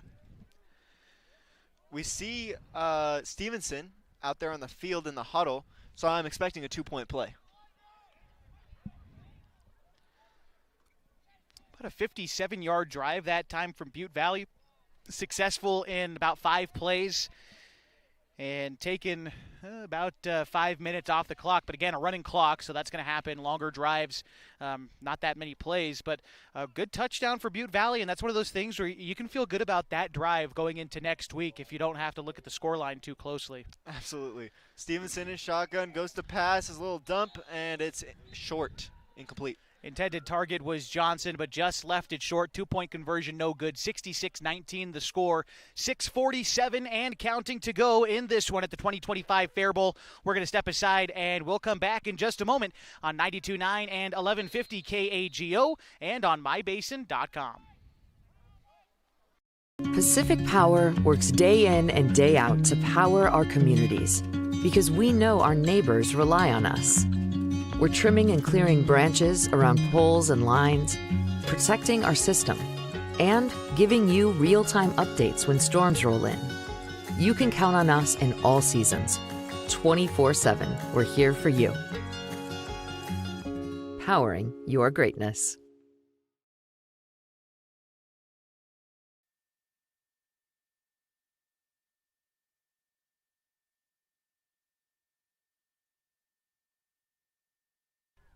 Welcome back to high school football. We've got Butte Valley against Tulelake. We're in the 4th quarter, 66-19. Tulelake leads Butte Valley. We've got a running clock, 6:27, although we came off the back of a Butte Valley touchdown. Now, if I'm coach, I'm proud of these boys because they came off of a tough last 2 quarters, and they came out and they got a 55-yard drive and scored. Yeah, it was a lot of good throws and catches by Winkle, too. They were able to finally solidify that connection. It was there in the 1st quarter. 2nd and 3rd quarter, Tulelake kind of figured out, they're going to throw it to Winkle over the middle. They started jumping that route. Well, then they started, streaking Winkle down the sidelines a little bit. Worked out for him, enough for 6 points. And still not a particularly close game, but Butte Valley certainly feels good about being able to pick up a score the way this game has gone. Last year, it was a similar game. Tulelake got out to a huge lead in the first half, but Butte Valley actually outdid them in the second half, outscored them in the second half last year. And they were able to take that into a 3-win season last year for Butte Valley. They're starting off with probably their 2 toughest opponents all year, with Hayfork last week and Tulelake this week. I think that they, having seen them, they've got the potential to win a few football games this season. And with a first-year head coach, hoping that they finish out this game on a strong note. Kongming Chu to kick off. That's low in the dirt. That'll be Garcia to pick up the ball. He's looking for a place to run. He finds a hole up the right sideline, and he didn't step out of bounds. He cuts back up the left side. There's blockers. He's up the sideline, the 30, to the 20, to the 15, to the 10, to the 5. He's in. That's a touchdown, Tulelake. What an incredible kick return. Came down the near sideline, got to about midfield, cut back across the entire football field, and brought it into the house for 6. 72 to 19. Boy, oh boy, that was a great kick return. And props to Garcia when you see that. All the praise goes to the Garcia, the guy who's returning the ball, and that was a great return by Garcia, the speed. But also, hats off to the Tulelake team. They had a great blocking formation set up there, able for him to kick it up to the left sideline and just take it home. Not only that, but keeping with the blocks too. Guys making not only one block, but 2 or 3 to make that kick return happen. And a nice job there for the Honkers. They're going to try to punch it in for 2 more with 5:15 and counting, 72 to 19. Absolutely. Thule in shotgun. And there's a whistle. Not sure what that is yet. Oh, it looks like a substitution.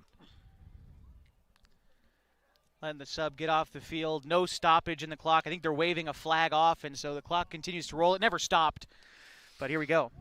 Or hands it off to number 3. That's Garcia. 2-point conversion is good. Xander Garcia in on the carry on that one. The freshman punching it in for 2. 4.5 and counting, 74-19 the score at the Geno's Cafe Game of the Week. We're going to take our final timeout of regulation, and when we come back, we'll put a bow on this guy once it wraps up here at the Fair Bowl in Tulelake, California. Back after this on mybasin.com. What are your goals? To get stronger, move better, feel healthier? Whatever you are aiming for, Harbor Isles is here to help you. They have brand new cardio and strength equipment. Harbor Isles offers indoor tennis courts, 4 indoor pickleball courts, energizing group classes, expert personal trainers, and a friendly, knowledgeable staff ready to guide you every step of the way. No matter what your goals are, Harbor Isles has everything you need to reach those goals. Stop by and see the difference for yourself. Harbor Isles, lose those reins and get your gains.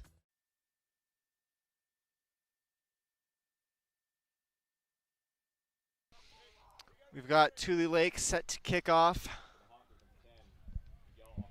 We've got Alcala, number 10, kicking off with 3 minutes and 30 seconds left in the game.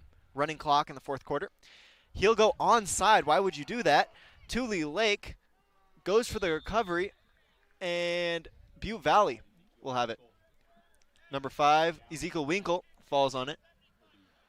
You see that a lot in 8-man football. Even with the score, how it is, it's almost irrelevant when you want to talk about stopping big returns like they've had. Butte Valley nearly returned their previous kickoff for a touchdown, and so Tulelake trying to disallow that from happening. They just want to punch it up there. They still got it out to about the 35, so it's kind of where Butte Valley started most of their drives anyway. Interesting strategy. Maybe not so much an onside kick, but more of just kind of a squib kick, making sure that guys don't get too much of a return. Gotcha. That's interesting. So we've got 2 minutes, 30 seconds left in the 4th quarter of this football game. Tulelake leads 75-19. Last possession, we saw Butte Valley run a 55-yard drive to score. We'll see what we got from them. Stevenson, out of shotgun, rolls around to the right side. He's got room up the sideline. He makes a man miss, and he's out of bounds at around the 1st down marker. You can tell with the way Stevenson moves that he's a really good athlete. He's able to jump over defenders, bounce off of guys, move his body around really well. When he gets into space, he's lethal, but that's been the problem so far tonight for Butte Valley, is creating that space for him to get loose and run it, because when he's able to get there, man, he is trouble. Well, as someone who played D-end back in my day, but as someone who played D-end, those shifty quarterbacks, they're so annoying. Yeah. Like just come here, let me tackle you, you know? I hear that, absolutely.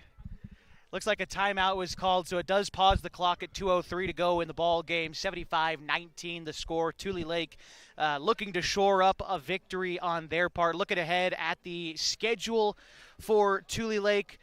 They have got a game next week, starting a little bit of a series against Oregon teams. They're playing Rogue River in Jackson County next week. And then what will be a really good game on the 19th here in Tulelake. The Honkers take on Cross Point Christian from back where we call home in Klamath Falls. Cross Point Christian is the number 3rd ranked team in their classification coming into the season. Tulelake made runners-up in their section championships last year. That will be a game you certainly want to watch coming up on September 19th. Okay, so from almost a first down on their first play, back in shotgun, Stevenson looks back. He rolls out to his right. He looks for more yardage, and he'll find it. Looks like he stepped out of bounds just after passing the first down marker.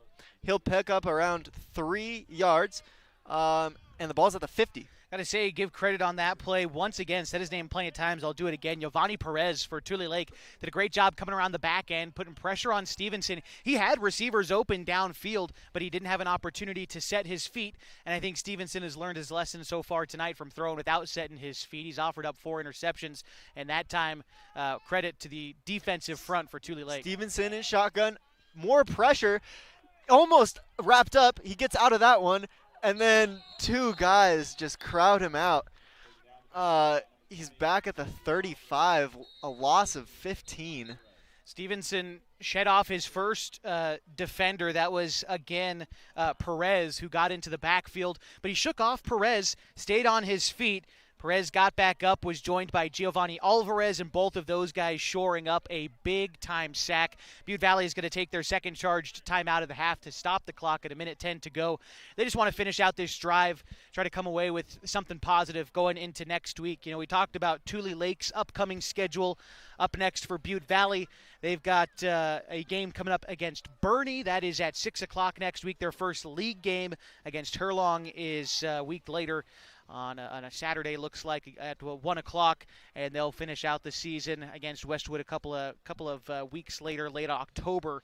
But I think we talked about Butte Valley's really front-loaded their schedule. Hayfork, obviously defending section champions, was a loss last week. You get Tulelake, the runners-up from last year. Bernie's a quality program. Hurlong is pretty good as well. And then as you get deeper into the schedule, it looks like the games will become a little bit more manageable for Butte Valley. But it's smart to front-load that schedule a little bit with real tough competition. And it really prepares you for the rest of the season. You know, playing tough competition really makes players better. It's the only way to get better, in my opinion. All right, Mr. Hardcore. Well, Stevenson in shotgun, looks to pass. He dumps it off. A little screen play to number 31, and he's brought down at around the 48. Not a bad play there by Johnson. He kind of hid behind the line of scrimmage. Popped out to the flat, and his quarterback hit him, brought it upfield for a pretty solid gain. That'll be 3rd and 13, 42 seconds and counting. Counting down. Yeah. Stevenson back to pass. He sets his feet, one hitch. Deep pass. It's broken up by Garcia. Really great coverage on Garcia, or for Garcia, as he was guarding Winkle downfield. You know, Winkle has probably a good 5 inches of height on Garcia, but Garcia with that good vertical jump, he broke up that pass real nicely, forcing 4th down and long. Clock stops. It's continued to go 15 seconds. We'll see if Butte Valley gets one more play off before this game is over. It'll be 4th down for them. 9, 8, 7, 6. Stevenson back to pass. He'll dump it off. It's off the hands of number 31, Johnson. And that'll end the game. 75-19, the final score tonight from Tulelake. The Honkers start the season 1-0. We'll be back to recap some of this game for you, pick a Pacific Power play of the game, and get set up for the rest of the week, which is expected to be a very exciting week 1 in high school football around the country. We'll be back in just a moment in the Geno's Cafe Game of the Week on News Talk 92.9 and 1150 KAGO. The best words you can hear tonight? Order ready for Susan?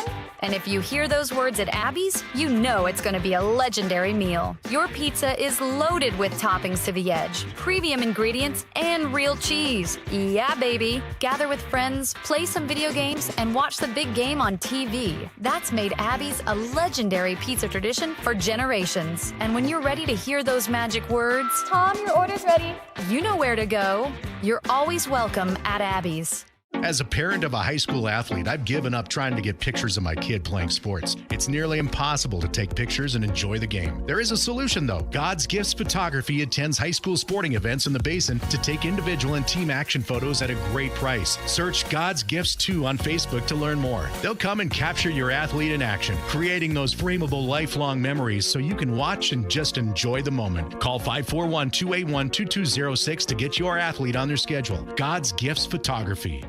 What are your goals? To get stronger, move better, feel healthier? Whatever you are aiming for, Harbor Isles is here to help you. They have brand new cardio and strength equipment. Harbor Isles offers indoor tennis courts, 4 indoor pickleball courts, energizing group classes, expert personal trainers, and a friendly, knowledgeable staff ready to guide you every step of the way. No matter what your goals are, Harbor Isles has everything you need to reach those goals. Stop by and see the difference for yourself. Harbor Isles, lose those reins and get your gains.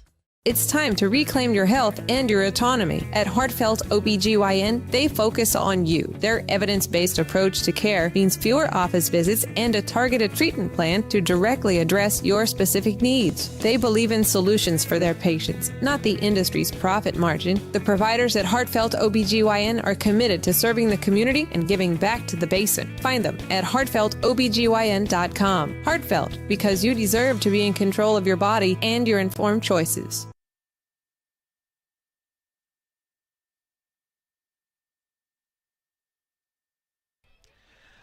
Well, the first broadcast of the season in the books here at the Geno's Cafe Game of the Week on 92.9 and 1150 KAGO. Final score as we check the Elevate Physical Therapy scoreboard, 75-19. The final score, Tulelake picking up a win over Butte Valley. This is about the result. I think I anticipated a favorable win for Tulelake where they come out and look the part, but it did not look that way to start. Tulelake had to battle to get where they are right now, winning by, over 50 points. Yeah, it wasn't a conventional way we thought it was going to happen. There was Butte Valley really dominated for a quarter, which you wouldn't think, but then Tulelake put it together, and they just ran all over the Bulldogs, especially there in the second quarter. Yeah. So good win for Tulelake, and good showing for Butte Valley. I think we've seen that they've got a pretty good connection passing the football. I think if they can spread their offense out a little bit and throw the ball, they'll have some success. I was talking to Walter during the second half a little bit, and you said it as well, Kevin. They've scheduled their probably hardest 2 opponents the first 2 weeks of the season. They've got a good opponent coming up next week in Burley, but then after that, it sort of starts to drop off in terms of, where the teams finished last year. You don't want to say any game is an easy game, but it does get easier after Tulelake, that's for sure. Right, and who you play matters. Yeah. It really does. So you have quality wins, you have quality losses, and they played 2 good teams so far. 75-19, the final score this evening. Don't have any full numbers for either team yet. Be sure to keep up on mybasin.com for final stats and all that great stuff. Plenty of games coming up in the Basin tomorrow night. Be sure to pick one and head on out and enjoy it. The Canal Bowl is tomorrow night between Mazama and Klamath Union. It's looking more and more like we'll have a broadcast for that one. I don't want to make any promises yet, but with Henley being canceled, Lakeview canceling on Henley this past week, actually just found out today that game isn't happening. It's looking more and more like we'll have a Canal Bowl broadcast coming up tomorrow from Mazama High School. Other big games going on. Bonanza plays Glide. Lost River plays Colton. That's a neutral site game. Chiloquin playing Sandium, a winnable game for the rebuilding Panthers. And then, of course, Saturday, Cross Point Christian plays Adrian in what is likely to be a very competitive football game. It's good to be back in the swing of things on a Thursday or a Friday night, back at the football field. Feels like home. So much fun. Yeah. Perfect night. I'm just getting killed by bugs. I'm just getting eaten, which is man, great. I don't know if you heard what happened to me. I swallowed one in the middle of coming back from a commercial break. I swallowed a whole bug. So it's just the Basin football that we like. Yeah, exactly. It's great. So no, it really was a good start. It's going to be a fun season. A lot of interesting stories around the Basin. We have a lot of ranked. Yes. a lot of teams ranked in the top 5 even. It's a really good program, so it's going to be a fun season. Yeah, we got Hanley up in the top 5. I think we got one in every classification we represent, whether it's, Hanley in the 4A, Lost River in the 2A, and Cross Point Christian in the 1A. We've got lots of teams, even in some of those other sports. Klamath Union Cross Country's ranked fairly high. Henley Soccer coming off a state championship. Both their boys and girls, Klamath Union boys and girls ranked high. It's a good time to be a sports fan in the Klamath Basin. Yeah, we're fortunate. We have good programs, and we have a lot of sports in front of us. And, of course, not to mention Tulelake. Their season continues as well. They're actually coming to Oregon next week against Rogue River, and then they'll be back home against Cross Point Christian. That's their next home game on September 19th. We're going to take one more break here in the post-game show, and then we'll wrap this thing up as you got the Geno's Cafe Game of the Week on 92.9 and 1150 KAGO. Introducing Smith Bates Marcom Solutions, your trusted partner in marketing and communication. We specialize in crafting compelling campaigns, eye-catching graphics, and impactful branding materials. Smith Bates is like working with dependable friends. They always help us build our professional image. Through the innovative strategies that the team at Smith Bates suggested, we've been able to give the brand at Calor the boost that it desperately needed. Unlock your potential with Smith Bates Marcom Solutions. Hey, I'm Jason with Elevate Physical Therapy, Fitness, and Performance. Thanks for joining us.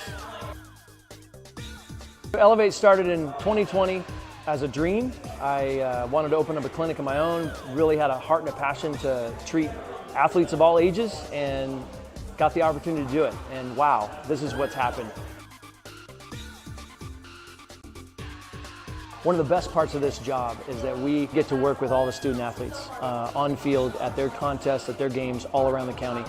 Specifically, when you're working with dancers, right, we've got like particular ways of movement that we don't want to necessarily correct, because dancers have a very specific way of moving that's important for their athletic performance.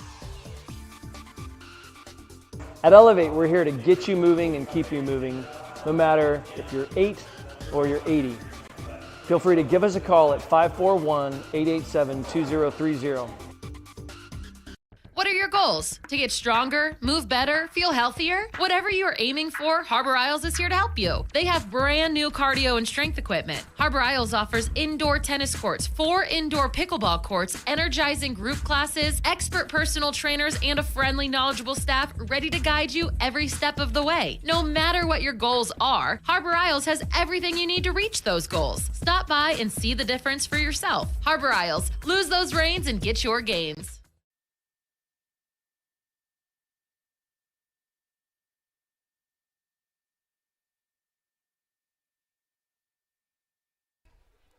Final score tonight from Tulelake, 75-19. Tulelake 1-0 on the season. Butte Valley now 0-2. Kevin, before we head off the air tonight, we got to pick a Pacific Power play of the game. So what are your candidates? For a single play of the game? Yeah. Man, that run and Robeson's run where he stripped about 5 tacklers, that was a pretty good run. Yeah, that was in the third quarter, I believe, about a 41-yard run. That was a nice play. He had a great game. Yeah, I would probably be inclined to agree with you as well. There was, just for the sake of some diversity, though,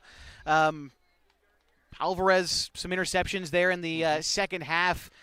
I say the first one he made, which was late in the third quarter, he wound up with a pretty tough interception there. That wasn't one of the ones that was gifted to him. He had to work for it as well.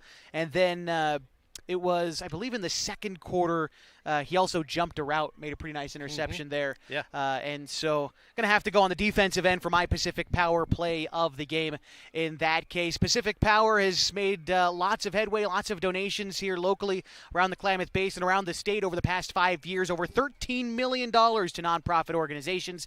Big thanks to the Pacific Power Foundation for supporting our communities and supporting us here on mybasin.com. Want to again thank everybody who made tonight's broadcast possible, both head coaches, Dean Perez over at Butte Valley, Matt Andrad here at Tulelake, also the athletic director here at Tulelake High School, Tricia McCohen, for giving us a place to set up, and also giving us a place to set up was Wainema Elevator. We've been on the back of a flatbed truck all night, and so Wainema Elevator giving us an opportunity to be here and broadcast the game as well this evening. Also Walter Hartley and Caitlin Rodriguez for running the camera tonight, and Kevin, it was nice to call a game back next to you again. It's been too long. It's fun. fun. It's good to be back, Josh. All right, 75-19, the final score. Tulelake defeating Butte Valley. For everyone involved in our broadcast tonight, thank you for joining us this evening at the Geno's Cafe Game of the Week. My name is Josh Eldridge saying good night from Tulelake, California.